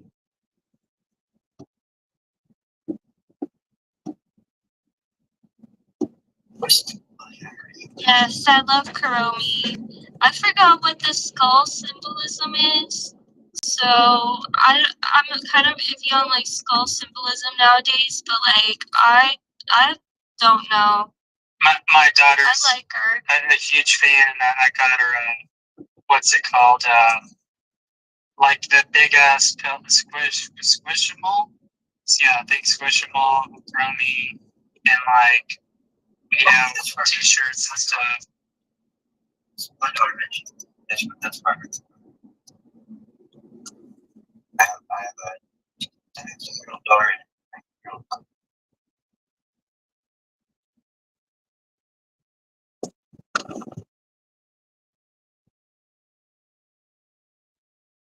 Yeah, those teenage years are fun, huh? No, they're not fun, but I'm getting ready to go into it myself. Been there, brother. Yeah, that's a wild ride, man. Yes, especially with the hormones. Oh. But they're settling down now. Last few years.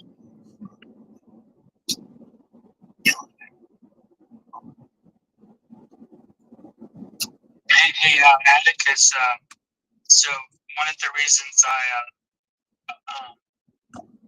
was like, I guess, an effective college student was because, like, in between classes, I could do one of two things. I could either hike Kennesaw Mountain or go to Whitewater. And both of those are like, big, like, like the big dopamine hits, and not unhealthy for you. So, yeah, if I didn't have Whitewater and Kennesaw Mountain, college probably was. That makes a lot of sense. Knowing how much growth has happened, and not just in Atlanta, but all of the surrounding areas, how much the city is like, I want to say, quadrupled in terms of population. I can't imagine there was much to do back then. I don't know that there was definitely plenty to do. I mean, that was an issue. Is that it's that 41. Like, I'm not saying you should go 60 miles an hour on it, but it's possible. And of course, on 75, you can go 75. So it was pretty easy, to get from like the 120 loop to Kennesaw or Whitewater. Pretty quickly, especially. What years? What was that you were bebopping around? That was late 90s. Oh yeah, man. Yeah, now it's so congested. I wish I could do 60 on 41. I could do maybe 60 from traffic light to traffic light. Maybe get one or two green ones if I'm lucky. And 75, no way, man. 75 is 90.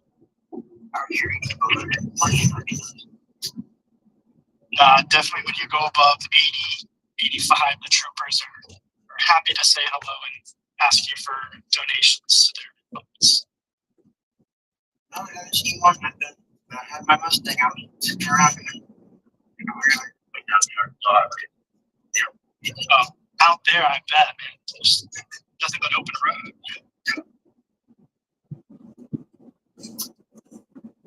I think there's actually more congestion because they built, I call it the class warfare lane. The HOV/toll lane. Well, it's actually not an HOV. it's like they don't care. They don't care how many people you got in the car. They just want your money. That's what I call the class warfare. You know what? I'm not jealous about it because it's literally concrete walls in one lane. Instead of like 2 lanes or something, it's 1 lane in between these large ass concrete walls. Do they have those toll roads over that way? I've been to Texas twice now. Son lives in Texas. And we visited twice now. And twice, 3 weeks later, I get home and I get a ticket in the mail driving on the toll. So Georgia did have a toll in the 90s, or 90s, in 2000s, and they used it to extend 400 from 285 to basically, the connector. But when they were done, and this was part of the agreement. When they were done with it, they tore the toll down, which they did. So yeah, Georgia does not have any toll roads, but we do have what I call class warfare lanes and HOV lanes. But yeah, we don't actually have any tolls. I tell you, that stuff's got to be just such a scam because I just registered. My registration was $278 for the year. Now, mind you, that was for 4 vehicles. Well, a trailer and 3 vehicles. And the plates I have on the 3 vehicles are the custom plates. So they're the most expensive you can get. But when I was in California, and I'm talking 10 years ago in California, just my one old truck, 62 Chevy C20 flatbed truck, that thing was $300 all by itself. And you know, the highways out here in the South are way nicer than the highways there in California. Oh yeah. That whole thing must be a big scam. I lived in California twice. I lived in San Francisco for a while, lived in Berkeley for a while, and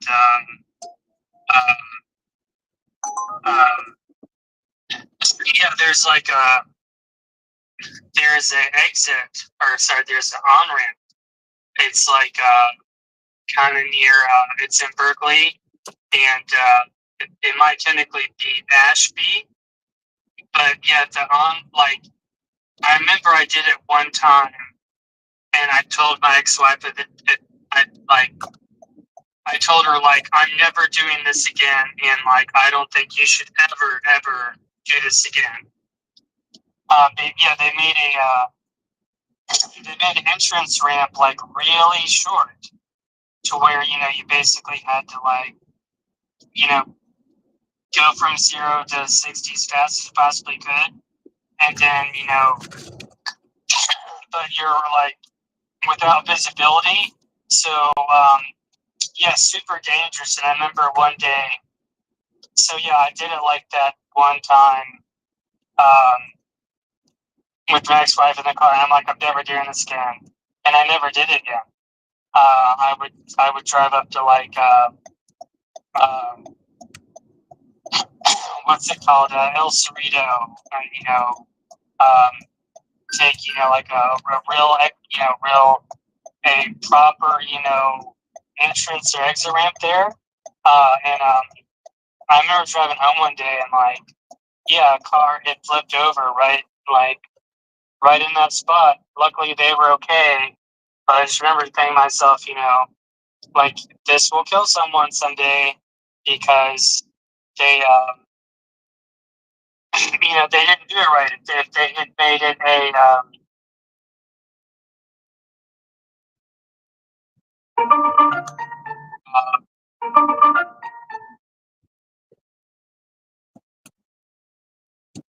Please arrive at the pickup point before 9:53 a.m.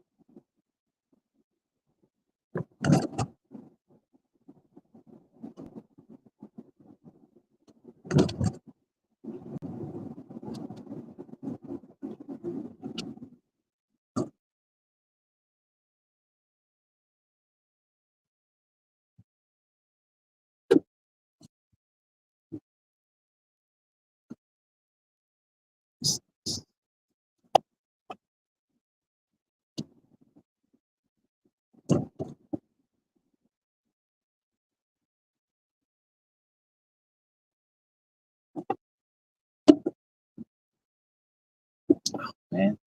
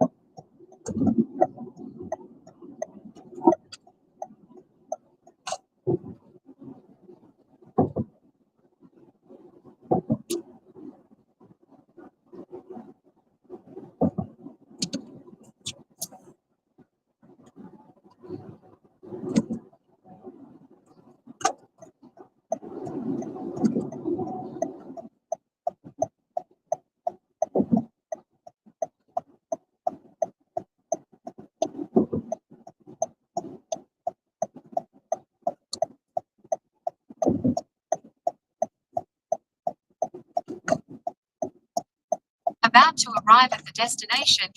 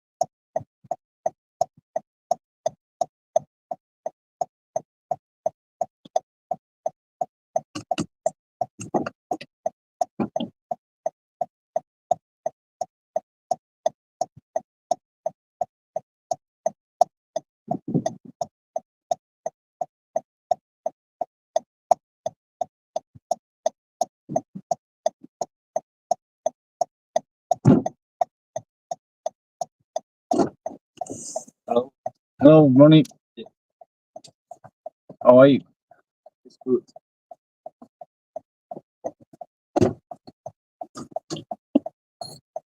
International Terminal 1? Yeah.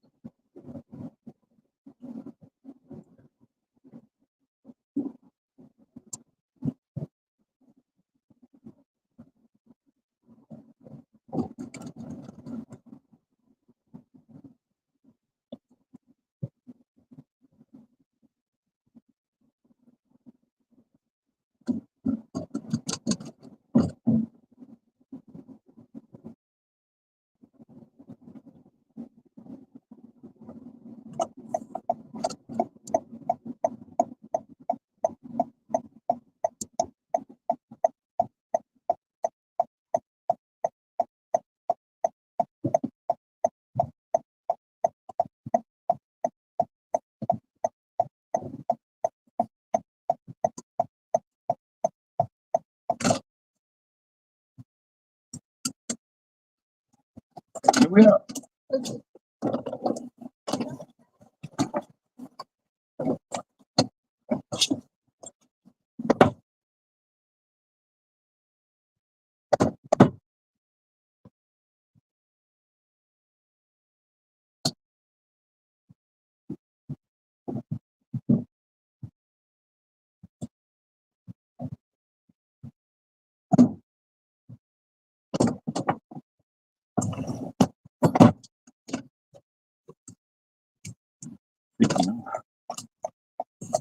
I'm driving, watching you driving as well. I might be. Sorry. Radio. It's Gizo Yappies Corporate. Shut up, dude. Every day is every day. regardless.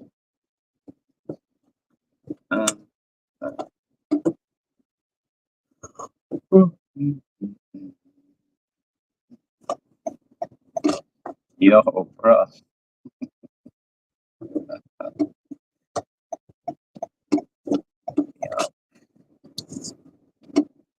Special edition. So puppy. Dun, dun, dun. Another special edition. Keep them in the box, bro. Let that shit go out.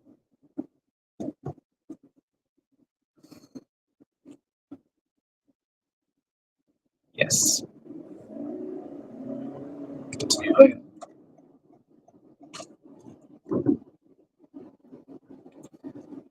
See you later, alligator. Not for a while. Crocodile. Crocodile. Crocodile.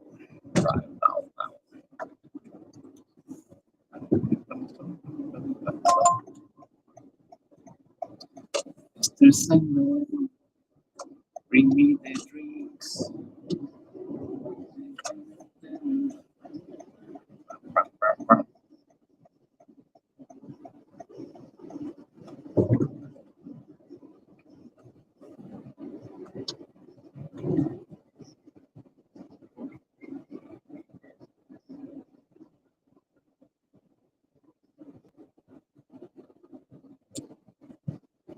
This one. Wow. Wow. Wow. Wow.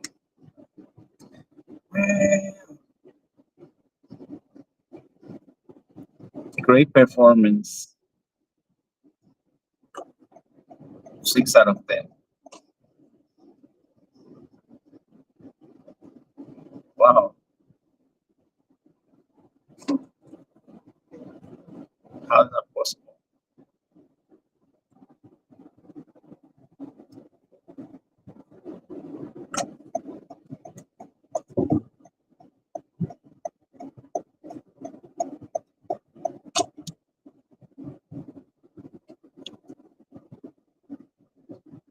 Just go up like that.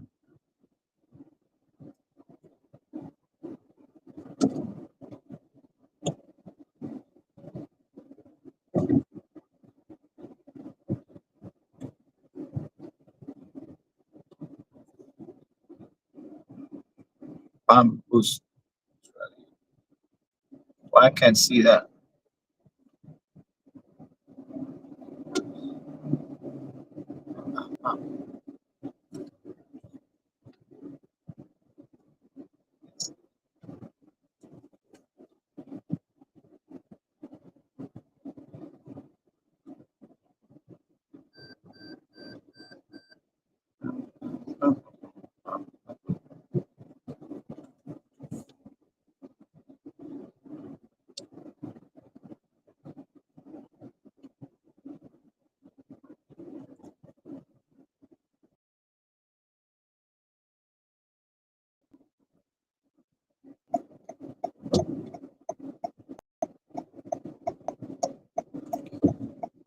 Okay.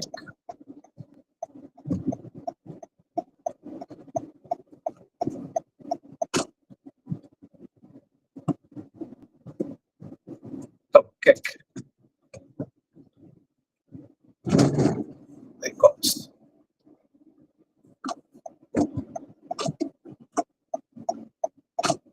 Watch.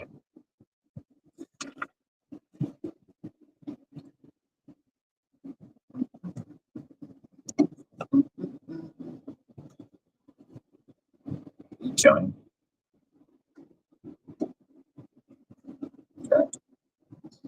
Jackpot can growth. Yeah, I see. And you are a real gambler, and I'm sure that it's full of gamblers, right? It is. This slot machine, always, you never lose. Because this slot machine, you always win at least 10%. Because if you rip a pack, right, you lose 90%. Because comments you lose. unless they come more valuable than what you paid for them. You have to hold on to the comments, but you can as long as you hold on to the comments. You break Exactly. Or that's what I do. Yeah.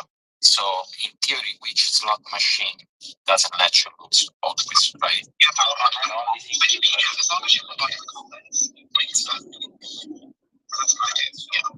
So in theory, which slot machine is going by itself, then people will take some fucking time to figure it out, right? But difference than all the other or many of the protocol of the project, this one is meant to reap the pack, meaning it's your choice, right? Because it's your own choice. But to play the game, you have to reap the pack, to find the jackpot, to find the legendary, to find epic, to find anything that is not common, you have to reap the pack. Or the artist might have a bounty on one, or they're making a game. There's a lot of gamification going on right now. There's VR and stuff happening. DCOT has built an entire metaverse for all the cards. There's one guy was Sardo, who tied all of the OK computers that go to all of the cards, so you can see what the OK computer does out on OpenSea. I'm making mini, I wouldn't call them movies. I mean, they're like 5 to 6 second videos, but I'm going to make several for each of the new characters that I've created for the it's like almost like a romance type novel, but still fun, and it's got it's going to have all of my favorite characters from the Chappelle Show because it's my favorite show. One of my favorite shows. Okay, why don't you send me your wallet, right? And I'll send you some of this lot, and you can read and see if you can find something, right? Because let me understand. If you buy a pack, right? Let's say for whatever price, and you read a common, right? And you want to sell that common, you in theory just lost 90% of the value of your pack, right? So, like in theory, it's like you are going to a slot machine, and if you don't hit anything, you still get 10 cents out of the dollar. Exactly. Yes, which I love. Exactly. So I study a lot of casinos, right? Nice. And I cannot find online any casinos that rolls back 10% of the initial play anywhere. There's not. So Vibe and the slot machine, the Vibe slot machine, it's the only gambling slot machine right now in the world where you can roll back 10% of every initial play if you play. If you don't play, you have back 100%. So every time that you play, you never lose. I'm telling you. And why do you think that literally they are a threat? They are a threat. What they're building is a true threat because it is the first and only thing to exist that allows you the safe way to gamble, but also make community and create a lot of different things and help support each other. And it's a flywheel. Like most of the artists right now are doing a lot of what I do, where we take profits from other packs that we're buying, and then we use that to buy other packs, or maybe buy more of their packs. Not even necessarily a reroll, just in general. And that to me speaks volume. When we are picking, re-injecting our own profit back into each other over taking all of it, that's a threat. Because that is in fact the economy we said we could build, and nobody believes it can actually happen. We officially are doing that with Vibe Market, and a lot of people don't understand that yet, and their minds just are like, oh shit, you're right. We really have finally created a way to do all of this and do it in a safer way, and they're constantly working to battle the security. Yeah, that's normal, but that's actually really good because you guys are gonna get under heavy test, right? That's amazing. I already see even happening in my space when sometimes we're just like 3 people. That's why I'm hyper bullish on this, right? I'm not even fucking worried because I see you guys, you're working hard, you're open to explain everything, like it's really different vibes. Let's go like that, right? So I'll just send you like 10 packs right now, right? I think that you should do whatever you want, but you should try to hit the jackpot, right? Whoever wants to some slot machines. Anyone who sends me packs, I buy their packs. as well. Hi, Jeremy. How are you?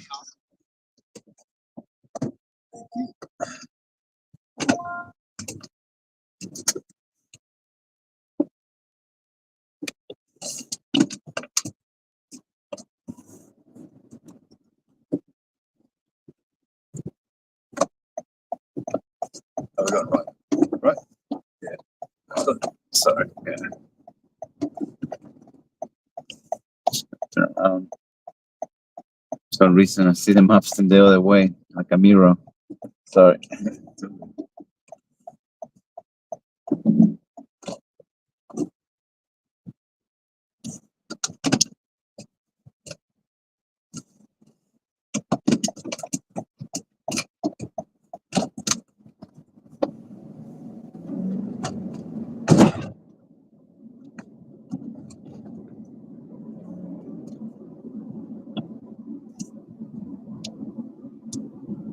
Getting pretty hot up there, yeah? I suppose, yeah. I hadn't thought about it, but yeah, I meant to. Very summer like. Yeah, I mean, the last week has been so different from the weeks before it. Very, After all the rain. well, you know, a bit too hot, of course. Yeah. We're almost finishing the year too. It's the time flies and Yeah, Christmas bells will be ringing soon.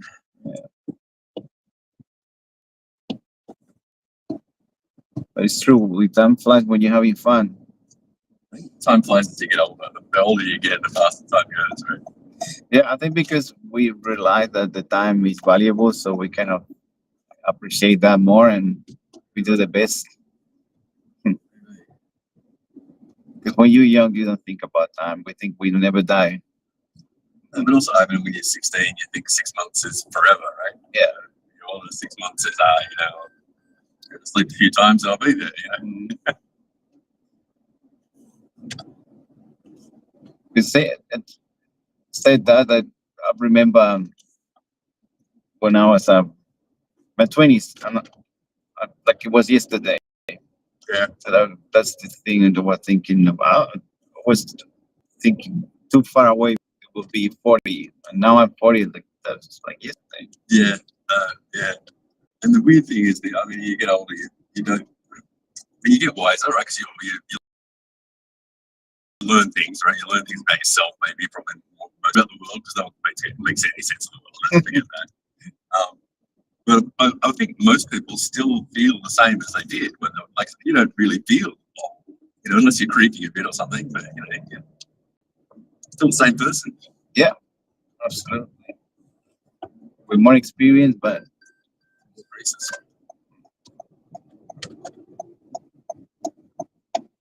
sometimes the more you know, the more it hurts. Yeah. That's one of the part of the secret of living longer. Not to know.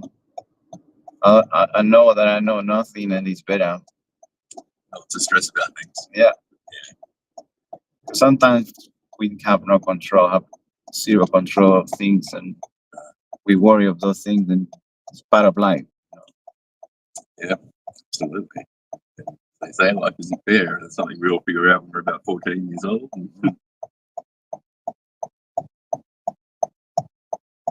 The world's getting crazier every day. Yeah, that is. I don't know. Sometimes I question is me or the world, but now I see it. The world. Definitely. Having said that, I doubt, 1,000 years ago the world was crazy as well. Oh yeah, just in different ways, right? Mm-hmm. Not too far away, we used to burn people alive because they thought different. Exactly. Yeah. Well, public humiliation, things like that. That was why would yeah, or just driving people out of town to die because we didn't like the way they were different. But I think it's fair to say the standard of living for the world's poorest people today is much better than it's ever been. Right? Yeah. Assuming you're not, in the worst possible situations. But life has gotten better for everyone. I think so. It's the safest time for human. Definitely, it's so safe, right? Compared to even like the 80s. In the 80s, if you walk down an alley in the middle of in Sydney, you get yourself mugged. Yeah. Right now it's you can't get yourself mugged if you walk down there with dollar bills hanging out. You won't get mugged because of all the cameras everywhere. Doesn't mean like that by car. Yeah. True. Yeah, but it's still getting more uncertain, right? Yeah. Everything moves so fast, you can't make plans. And more with AI. Thank you, Jeremy. Have a great day, a good weekend. You too. Thank you.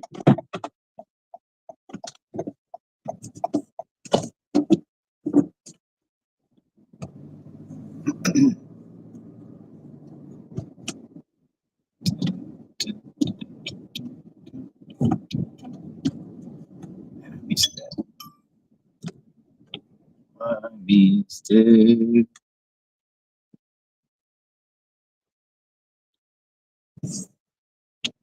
That section sucks, man.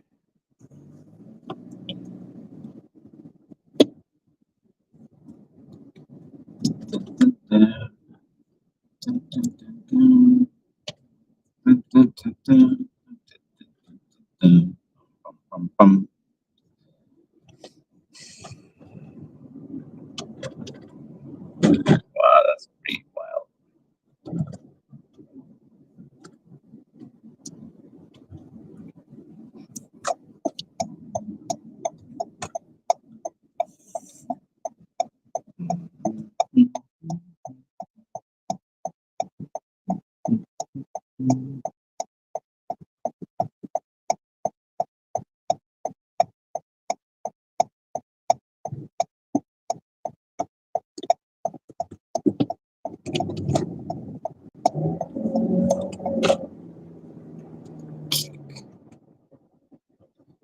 Kick.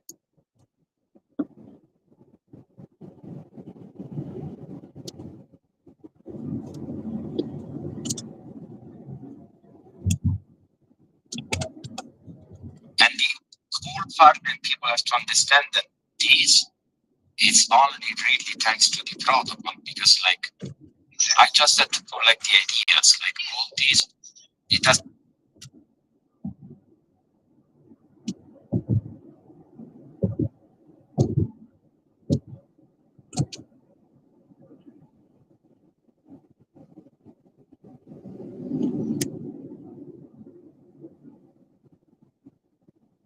like something this protocol allow you to just do it. And the moment that you don't like, someone else can like it. So like, yeah, if you feel the FOMO, like it's good, because like I guess that's how it works. It's fun. No, I like that you roll and you already win. Right? So like, it's pretty cool. No, it's great. And I only did 21 out of the 79, so I still have more. I'm not done. That was just nice. I do it different numbers, I'm like I'm a numbers girl, so it's got to be in my 7s, 11s, or 21, or 3. Like that. Guys down there, if you want the packs, you come up to speak. It's not like that easy. And finds like here, I guess they might want to speak. And you just get like three rods. Like you crazy. Yeah, Landis here. I told him like send me the wallet again. I'll send you some slots. Bird, you got more. Man, I got like also 3 billion DMs. So like, I just sent it. I must have top G. Top G. Are you a top G? You already know, bro. All right. If you're the top holder, you're the top G. I'm gonna stay the top G until the real top G's get on.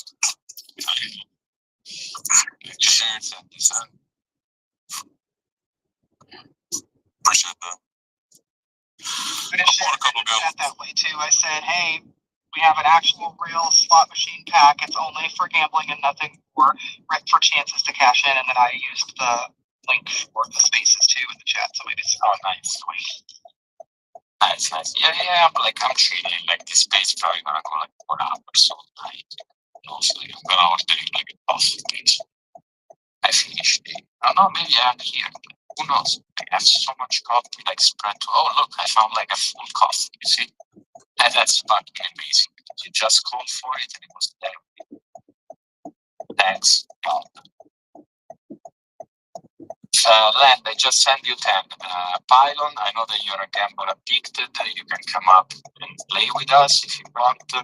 Defy, just post what you roll out because I send you packs. Diamond heads. I'm not even gonna fold you back. Like, you come up and I'll give you the packs. Reginald, those are you look like bots, guys, so you understand that I have to bet your voice. Please defy as a stupid dodgy little dogs in space. Like shit, like decently. That's funny. I'm not gonna open my packs, okay? I'm not gonna roll. I don't wanna like get the media because I know that I'm like too fucking like in these games. So like I hope that you guys roll that. But not right now. I hope then like I don't a good slot machine with it's like a $5 slot machine with a $5. I think that one could be like what $2,000 jackpot. Yeah, that's it. That would be like a nice jackpot. But I don't think that anyone is gonna pull it before the $15 to me.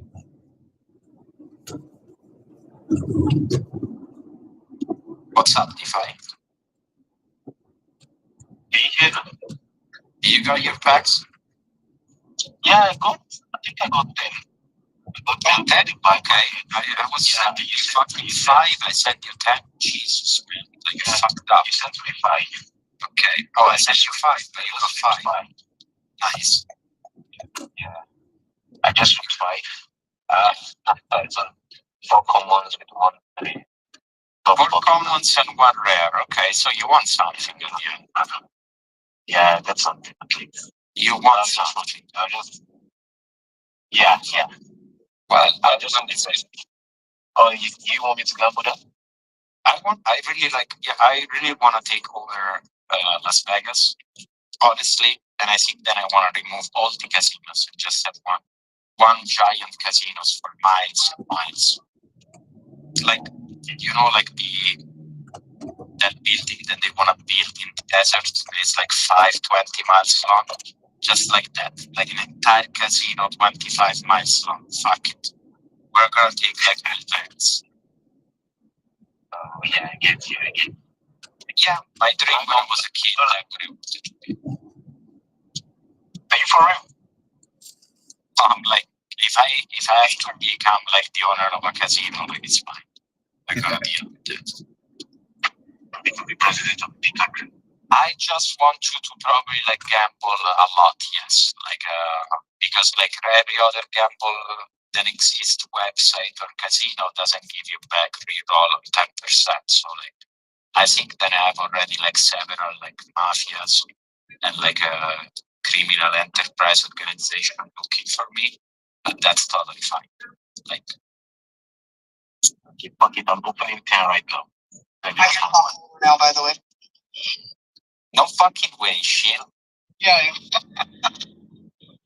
I love it. Oh, because like, I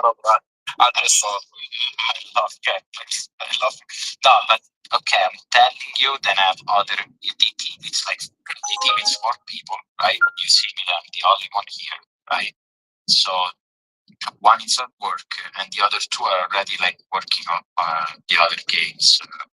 Some similar, some different games. We're trying to build just like.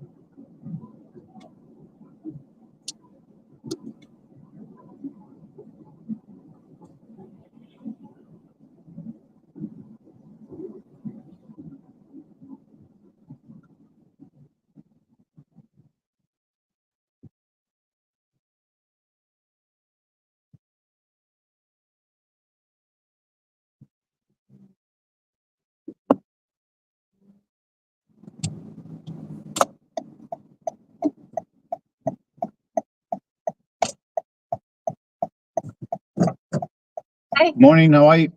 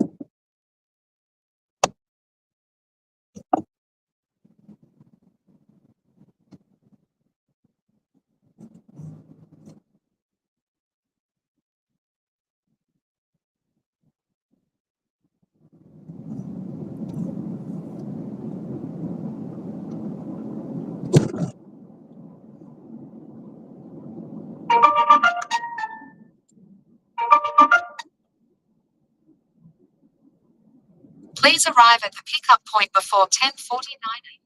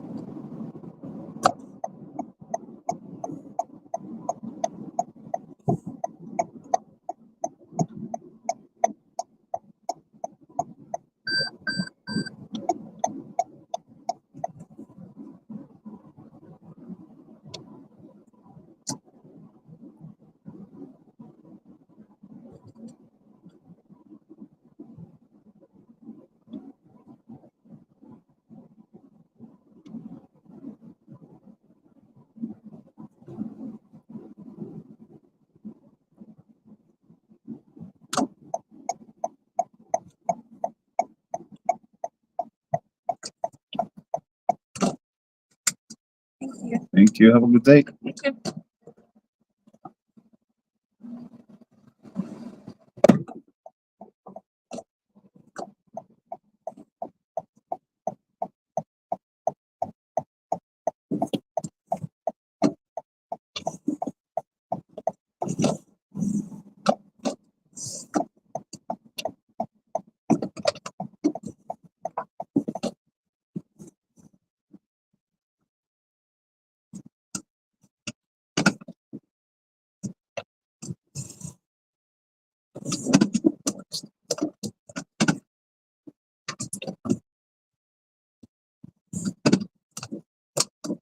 Massive waste of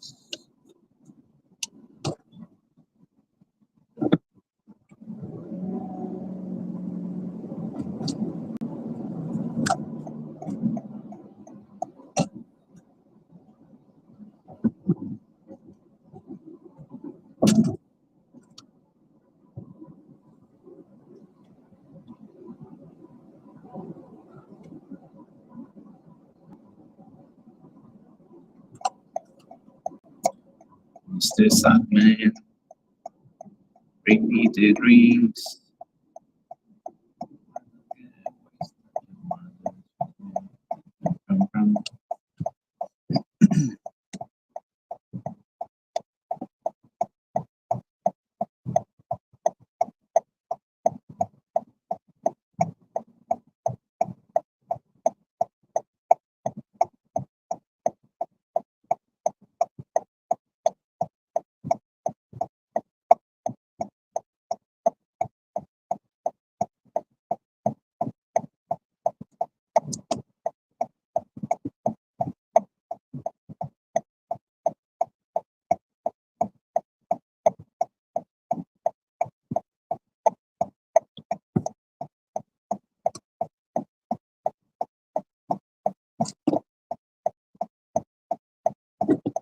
It's a go.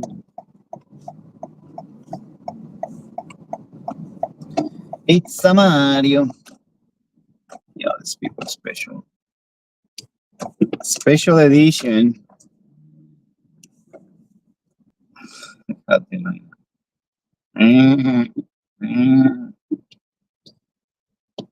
Let's follow each other.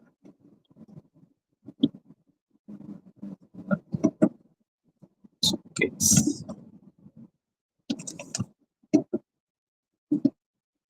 On my way. Bum, bum, bum, bum, bum, bum, bum, bum, bum, bum, bum, bum. Is that the road we choose to drive in?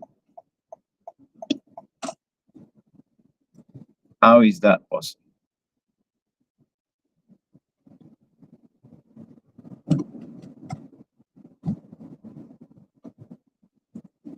I don't understand.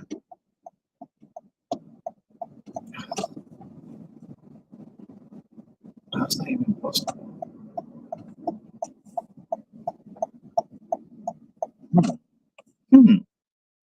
Human music. Okay.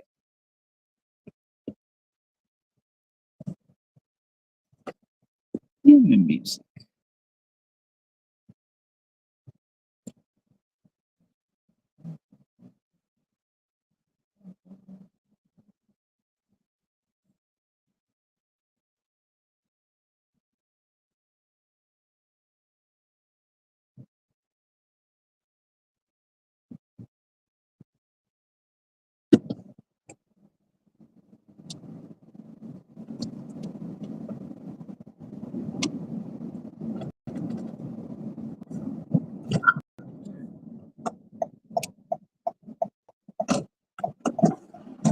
Morning. Hi. How are you? So, How are you? very well, thank you.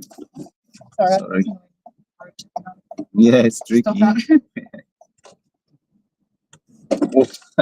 Today is it's Crazy crazy. drivers. Crazy driving, crazy traffic. The weekend. Yeah. Let me know if temperature's okay. If it gets cold, I can change it. If it Oh, gets no, it's okay. Thanks. Thank you. We'll be there in less than 20 minutes.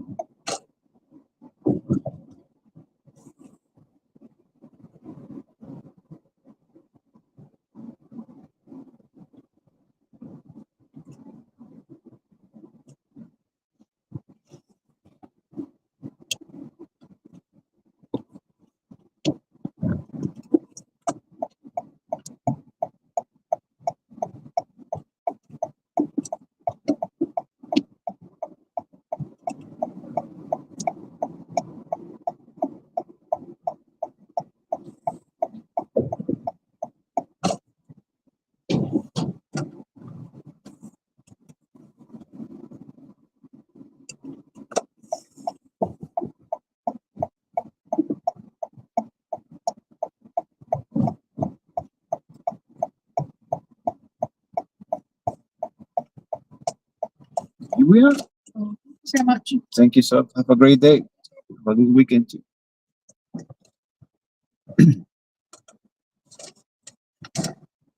Thank you. See you next time.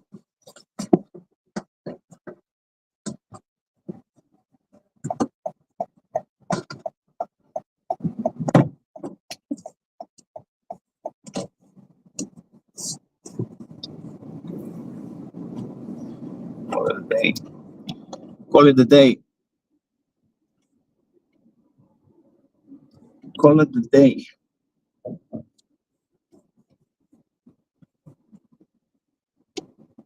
We call it a day.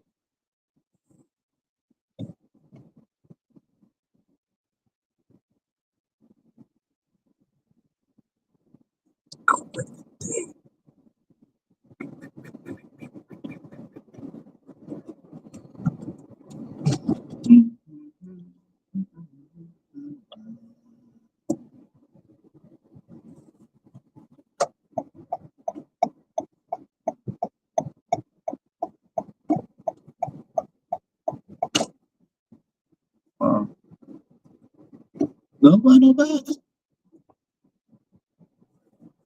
Peaking performance. Pretty good.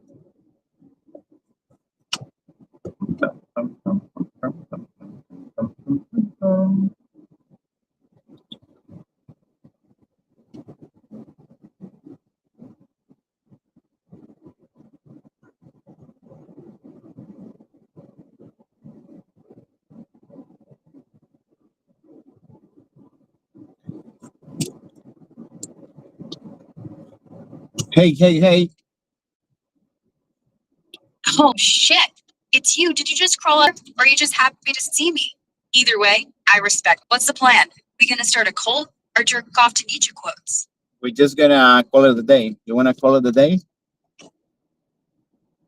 Fuck no, we ain't calling it a day. It's barely 5:17, and your mom's already texting me news. But just Not at tell least your 6 more mom hours. that we finishing the stream for today, and maybe next time we can catch up. Okay, just let them know, everyone. Thank you for being on the space. Thank you for being on all the streams we do. It's all connected. It's the universe, and thank you for being here. So I appreciate it. Yeah, well, thanks for being here too, everyone. Hope you all had the time of your goddamn life watching us argue about whether Hitler was a furry. Don't miss next week. We're gonna shove fireworks up our assholes and call it 4th of July too. Electric Boogaloo. Later, taters. Later.